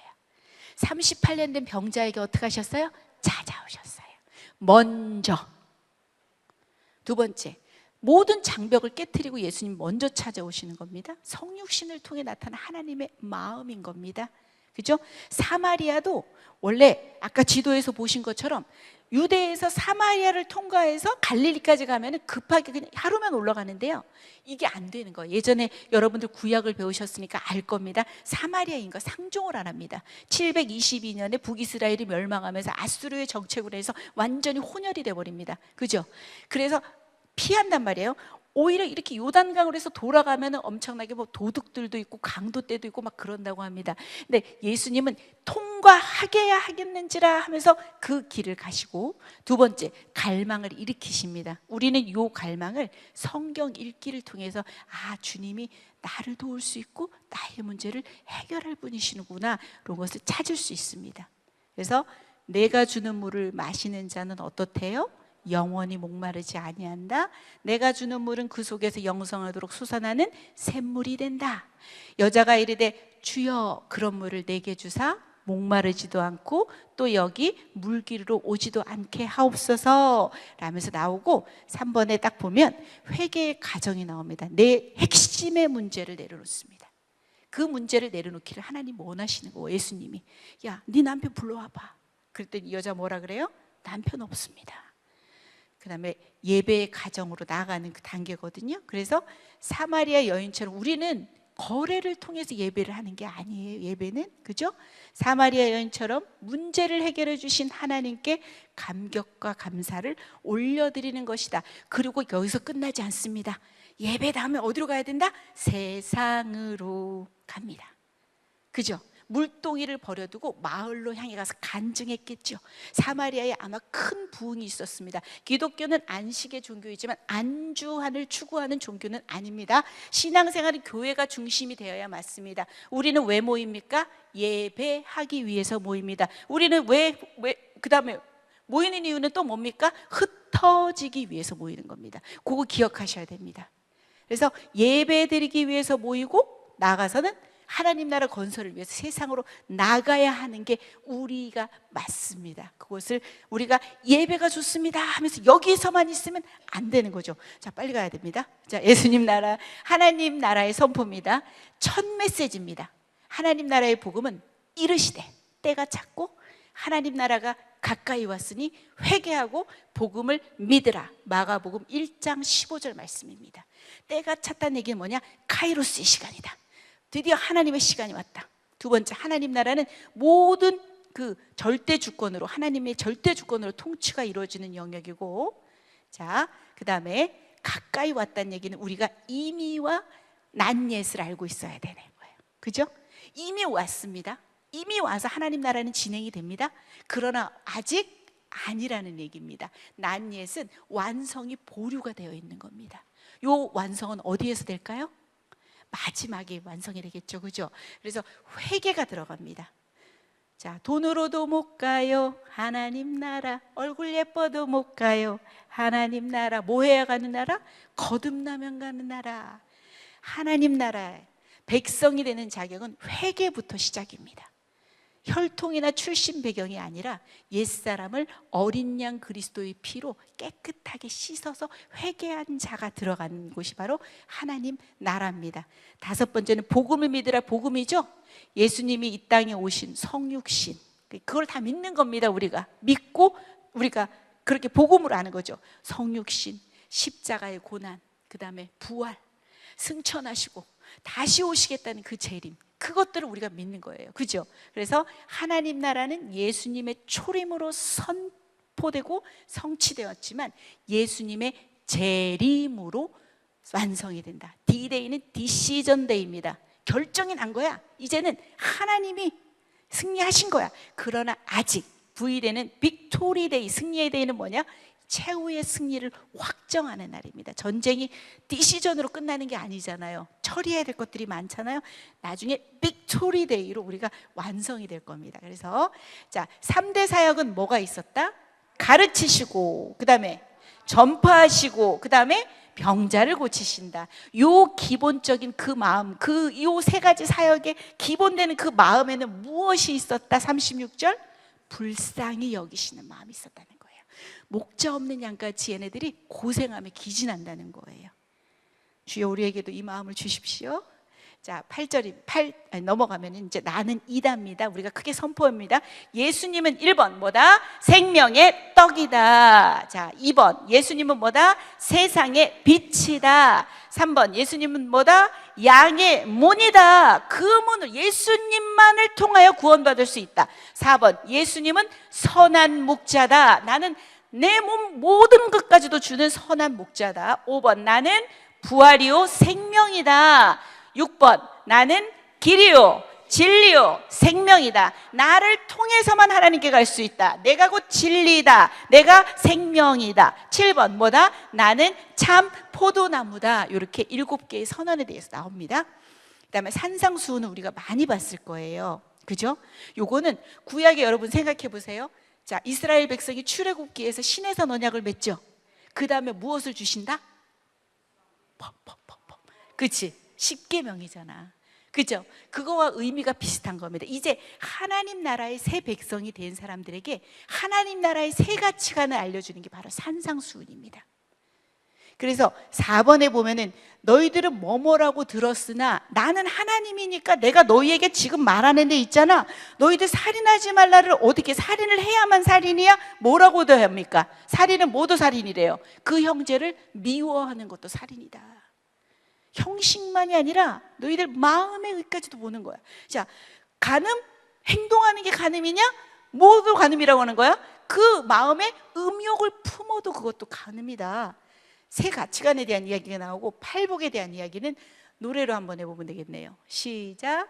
심령이 가난한 자는 전국이 저희 것이요 애통하는 자는 복있네 위로를 받을 것이요 온유한 자 복이 있나니 땅을 기업으로 받겠네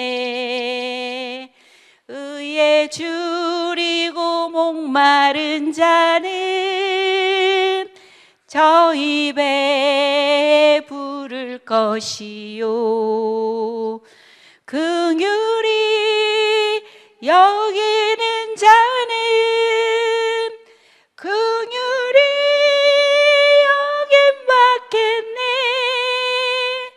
마음이 청결한 자는 하나님을 볼 것이요 화평케 하는 자는 하나님의 아들이라 일컫네 의를 위하여 핍박받는 자 천국이 저희 것이라 복에 대한 개념을 바꿔주시는 겁니다. 그죠? 우리 복이 첫 번째 뭐라고 배웠어요? 내가 누구와? 하나님과 함께 에덴에 있는 상태. 시편 73편 28절 말씀 내가 하나님께 가까이함이 복이라. 복의 근원은 뭐다? 하나님이다. 물질 아니다. 이런 얘기가 뒤에서 나올 거예요. 자, 돈에 황금률에 대한 하나님 나라의 세 가치 나오는데 돈에 대해서는 보물을 어디에 쌓아두래요? 자, 말은 너무나 잘 알고 있어요, 우리가. 그죠? 우리가 실천하면 좋겠어요. 자, 불안에 대해서 뭐라고 말하죠? 오늘 피었다 지는 들풀도 입히시고 푸른 하늘을 나는 새들도 먹이시는 하나님. 그래서 뭐다? 먼저 그 나라와 그의 의를 구하라. 그리하면 이 모든 것을 너희에게 더하시리라. 마633 삶의 최우선 수지는 그의 나라와 그의 의를 먼저 구하는 것이다. 판단에 대해서는 뭐라? 네 눈에 들보부터 봐라. 그죠? 기도에 대해서는 뭐라? 구하라, 찾으라, 두드리라. 자, 7장 12절은요 황금률입니다. 어떻게 보면 인간관계의 가장 어떻게 보면 멋진 원칙이죠. 네가 진짜 대접받고 싶어? 그럼 네가 먼저 해. 그죠? 나는 지금 누구에게 내가 대접받고 싶은 대접을 먼저 하고 있나? 이건 바로 어떻게 보면 하나님 사랑이고 이웃 사랑입니다. 그죠? 누군가 나를 대접해 줘야 내가 그 사람을 대접하는 게 아니라 내가 먼저 그분이 나에게 찾아오신 것처럼 나도 먼저. 그죠? 자, 천국의 비유입니다. 이것도 싹싹 지나가 볼게요. 씨 뿌리는 자의 비유 잘 아시죠? 넘어갑니다. 가라지 비유, 겨자씨 비유, 4번의 누룩 비유는요 사단의 방해 공작에도 불구하고 하나님 나라는 꾸준하게 자란다는 얘기예요. 아주 작지만 그 힘은요 아주 강력하다는 겁니다. 그거하고 이번에 가라지는요, 하나님 나라에는 악이 공존을 한다. 그런데 걔를 뽑으려다가 알곡마저도 뽑아버릴 수가 있다. 종말에 하나님께서 분명히 심판하신다. 기억하시고요. 감추인 보화와 값진 진주는요, 천국을 사모하고 찾는 사람들의 자세입니다. 그거 다 버려서라도 가치 있다. 그거 대가를 치를 가치 있다. 그다음에 금을 비유는요, 마지막 날의 심판과 의인의 악인의 분리. 그래서 천국의 완성과 심판은 반드시 있다. 이렇게 나옵니다. 오병이의 기적도 여러분 너무나 잘 아는 거죠? 요것도, 이 기적은 인간의 보잘것없는 물고기 5마리와 떡 2개 맞나요? 아니요, 떡 5개와 물고기 2마리인가요? 요거 하나님의 능력, 기적입니다. 예수님은 영생에 이르는 떡이라고 하고 과거 이야기를 하십니다. 너희들 조상들 광야에서 만나 먹었지? 그러나 그거는 일시적인 생명 공급이었어. 그러나 나는 누구냐면 하늘에서 내려온 떡이야. 너희들이 이 떡을 먹잖아? 그러면 영원히 살 거야. 그러면서 영원한 생명을 공급하신다고 말씀해 주시는 거예요. 주가 일하시네. 넘어갈게요. 자, 너희는 나를 누구려 하느냐? 자, 요거 딱 하면 누구 생각나요? 베드로 생각나죠? 뭐라고 말했어요, 베드로가? 주는 그리스도시요 살아계신 하나님의 아들이요. 분명하게 예수님의 정체성을 알았습니다. 그리스도, 크리스토스, 기름 부음을 받은 자, 메시아, 하나님 나라의 왕. 그러면서 살아계신 하나님의 아들, 하나님이시다. 그래서 이거 뭐냐면, 그럼 여러분들은 예수를 누구라고 하십니까? 이 질문 앞에 서 보십시오. 이 고백 위에 교회를 세우시겠다고 18절에 나옵니다. 요거는 베드로의, 죄송합니다, 돌머리로는 인정할 수 없는 고백이었으나 성령의 조명으로 가능했던 고백입니다. 우리도 그렇습니다. 우리의 그런 지혜로는 고백할 수 없습니다. 그죠? 성령의 도우심으로 나는 그럼 예수를 누구라 할까? 그거 여러분들이 한번, 어이구 5분이 지났는데 곧 끝나가요. 자, 예루살렘에 입성을 하게 됩니다. 그래도 우리가 살펴는 봐야 되죠. 요거는 무슨 그 예언의 성취가 일어났다 그랬죠? 겸손의 왕, 평화의 왕으로 오시기에 나귀 새끼를 타고 오신다는 게 어디에 말씀에 들어온다고? 스가랴 9장 9절입니다. 쉬워요? 9장 9절. 이렇게 예언한 그대로 들어오십니다. 그리고 이사야가 예언한 종의 모습으로 이렇게 고난과 죽음을 하실 것이라는 것들도 얘기가 나오고 그러죠. 군중들의 반응은 2가지였습니다. 첫 번째 들어올 때는 어땠어요? 호산나 다윗의 자손으로 오시는 예수여 우리를 구원하소서. 그러다가 며칠 지나고 나서 어떻게 합니까? 저 사람을 십자가에 못 박으세요. 저 사람을 십자가에 못 박으세요. 자, 이렇게 반합니다. 우리의 모습들입니다. 그죠? 자, 성전 정화 들어갑니다. 성전은 예수님께서 뭐라고 말씀하죠? 만민이 기도하는 집입니다. 그러니까 이방인의 뜰을 완전 시장 바닥으로 만들어 놓습니다. 그렇죠? 그때 재물을 판매해야 되죠? 그 다음에 환전 사업이 성전에서 이루어졌다는 얘기입니다. 세겔로 바꿔서 성전세를 내야 되기 때문에 그 환전의 수수료가 엄청나게 붙는 겁니다. 재물 판매도 웬만하면 검사비에도 돈이 엄청나게 불어가고 거의 19배 정도나 된다고 합니다. 여러분이 책에 읽으면 자세하게 나옵니다. 그때 예루살렘을 유월절 때문에 방문한 사람들을 수를 세보려니까 이 목이 나간 그 양의 머릿수를 세보니까 보통 방문한 사람이 250만 정도가 된다고 합니다. 그 금액들은요 몇 천억에 해당한대요. 그러니 이렇게 기득권들, 자기네들이 세력 잡고 있는 사람들은 얼마나 이걸 놓치지 않고 싶은 사업이겠어요. 그죠? 예수님은 참성전이 되십니다. 맞죠? 그죠? 참성전이 되셔서 예수님 안에서 우리가 하나님께로 나아갈 수 있는 겁니다. 그죠? 그래서 예수님 말씀하시죠. 이 성전 헐어봐. 사흘 만에 내가 다시 일으킬 거야. 그죠? 하나님의 임재가 거하는 성전이심을 얘기하고 예수님이 하나님을 바로 만나는 시대가 열린다는 겁니다. 예수님 안에서. 만찬입니다. 그죠? 6월절 생각나시죠? 요거 6월절, 거의 그때가 6월절입니다. 어린 양의 피로 구원받은 사건이고, 자, 인류죄를 대속하기 위해서 희생제물이 되심을 나타내시고 십자가 죽음을 통해서 죄와 사망에서부터 해방받게 하신다. 여기서 성만찬이 나옵니다. 알죠? 이것은 나의 몸이다. 이것은 나의 피다. 기념하라고 얘기하시죠? 성찬식 또는 성만찬의 기초가 되고, 예수님의 죽음과 부활을 기억하고 감사하고, 더 나아가서 중요한 건 뭐냐면 그분과 함께 사는 것입니다. 먹고 마시고 사는 삶을 얘기하는 겁니다. 연합.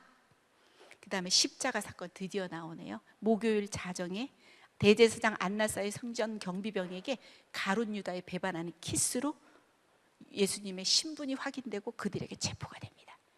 밤이 새도록 안나스와 대제사장의 신문을 받습니다. 그리고 금요일 이른 아침에 당시 총독의 본디오 빌라에게 재판을 의뢰합니다.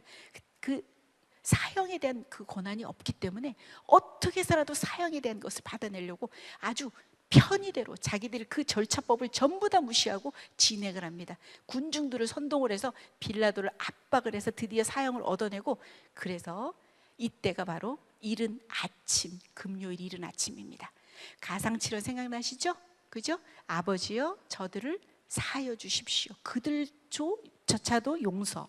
오늘 내가 나와 함께 낙원에 있어. 이거는 십자가상의 7 그런 말씀이에요. 그래서 여자여 보소서 아들입니다. 보라 내 어머니라 요한에게 의탁하는 거죠. 엘리 엘리 라마 사박다니, 하나님 어찌하여 나를 모르십니까? 하나님이 인간 예수를 버리시는 겁니다. 절망 속에 부르짖습니다. 내가 목마르다. 너무 고통스럽습니다. 다 이루었다. 구속사에게 완전한 완성을 선언하십니다. 아버지여 내 영혼을 아버지께 의탁합니다. 부탁합니다. 그러면서 하나님 손에 온전히 맡기며 신뢰하고 있음, 이런 얘기들 한번 보시면 되고, 이후의 사건은 성소의 휘장이 둘로 찢어집니다. 위에서 아래로 찢어진다니 거의 10cm 두께의 휘장이 찢어지는 얘기는 말이 안 됩니다. 찢어지는, 하나님께서 찢으시고 땅이 진동하고 바위가 터집니다. 성소 휘장이라는 건 뭡니까? 뭐와 뭐를 가르는 겁니까? 지성소와 성소를 가르는 겁니다. 대제사장이 1년에 한 번 지성소로 들어갈 수 있습니다.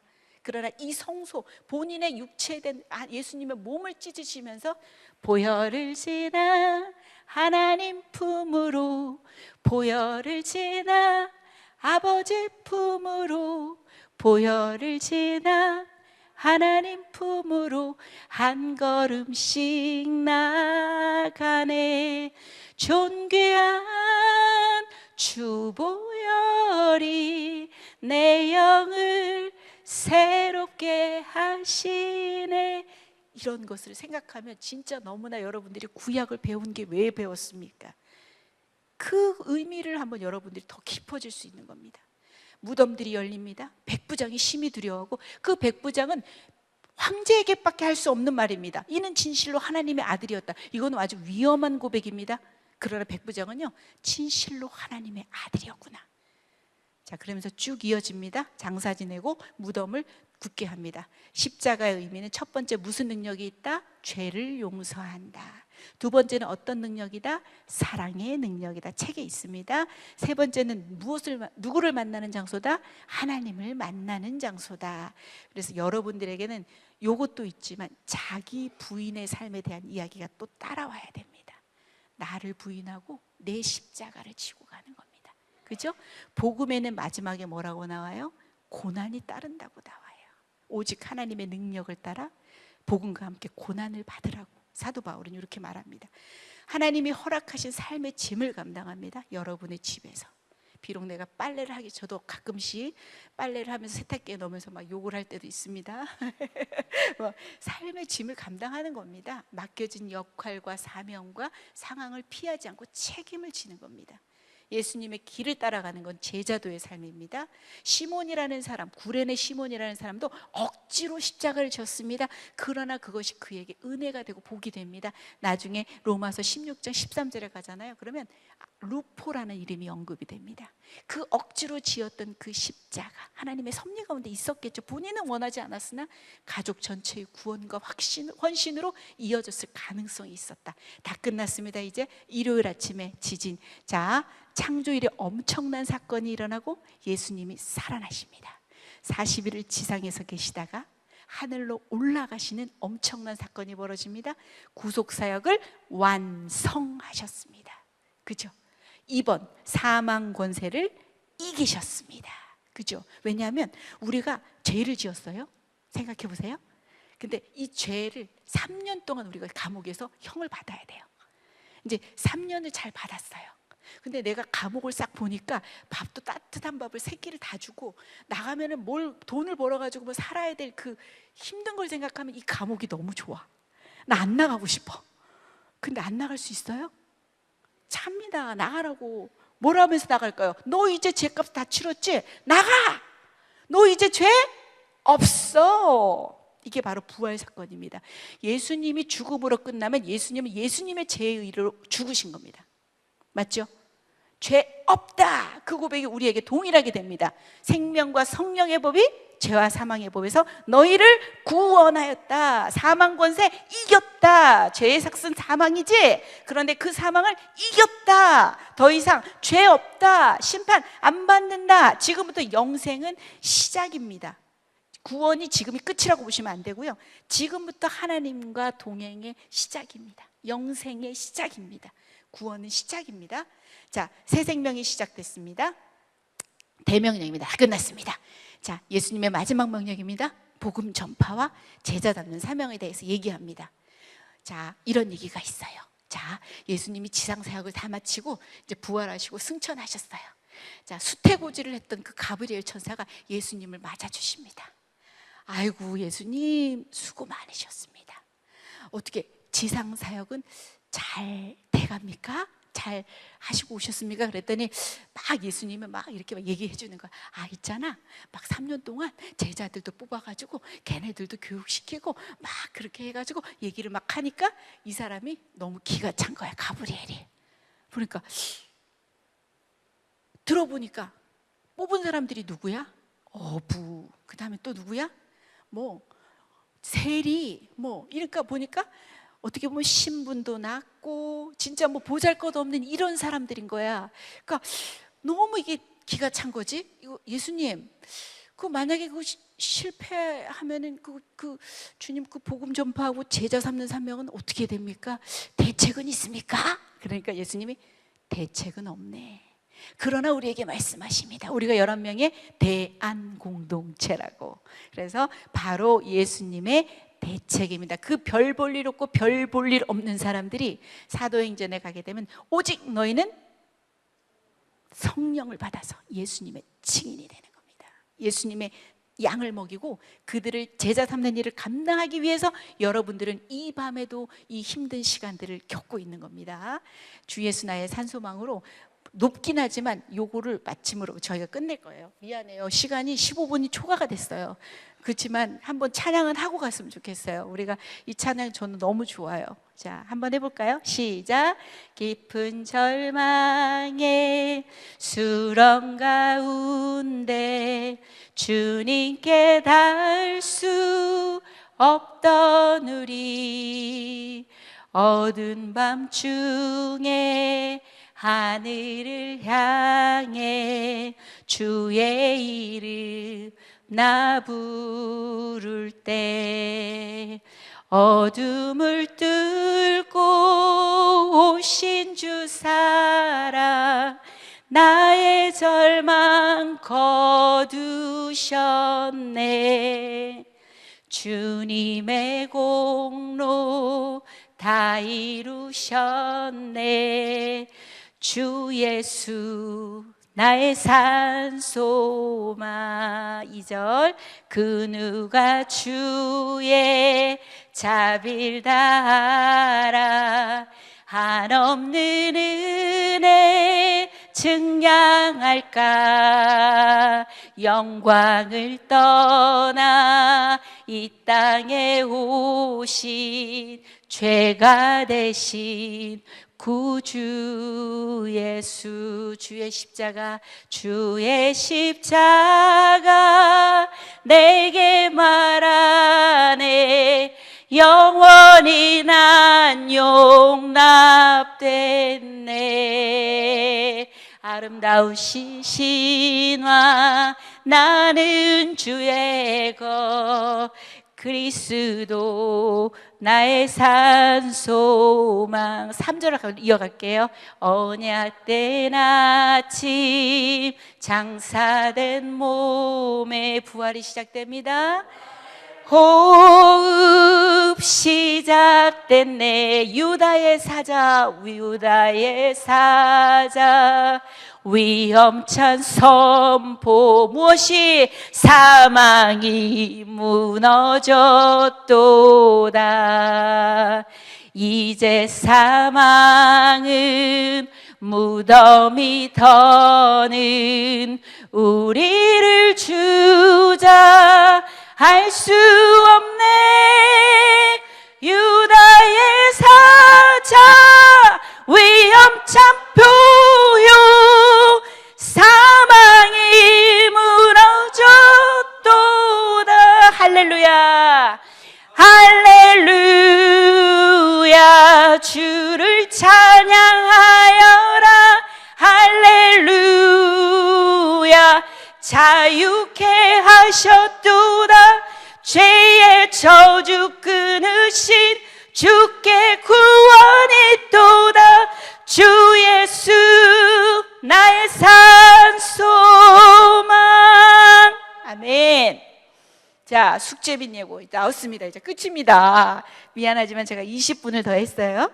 자, 오늘 공부한 사복음서 성경 읽기 일정에 따라서 읽는데요, 예고한 대로 내용은 좀 많아요. 하지만 중복된 게 많기 때문에 쉽게 넘어갑니다. 그동안 창세기부터는 안 읽었어도 복음서는 엄청 많이 읽어봤죠?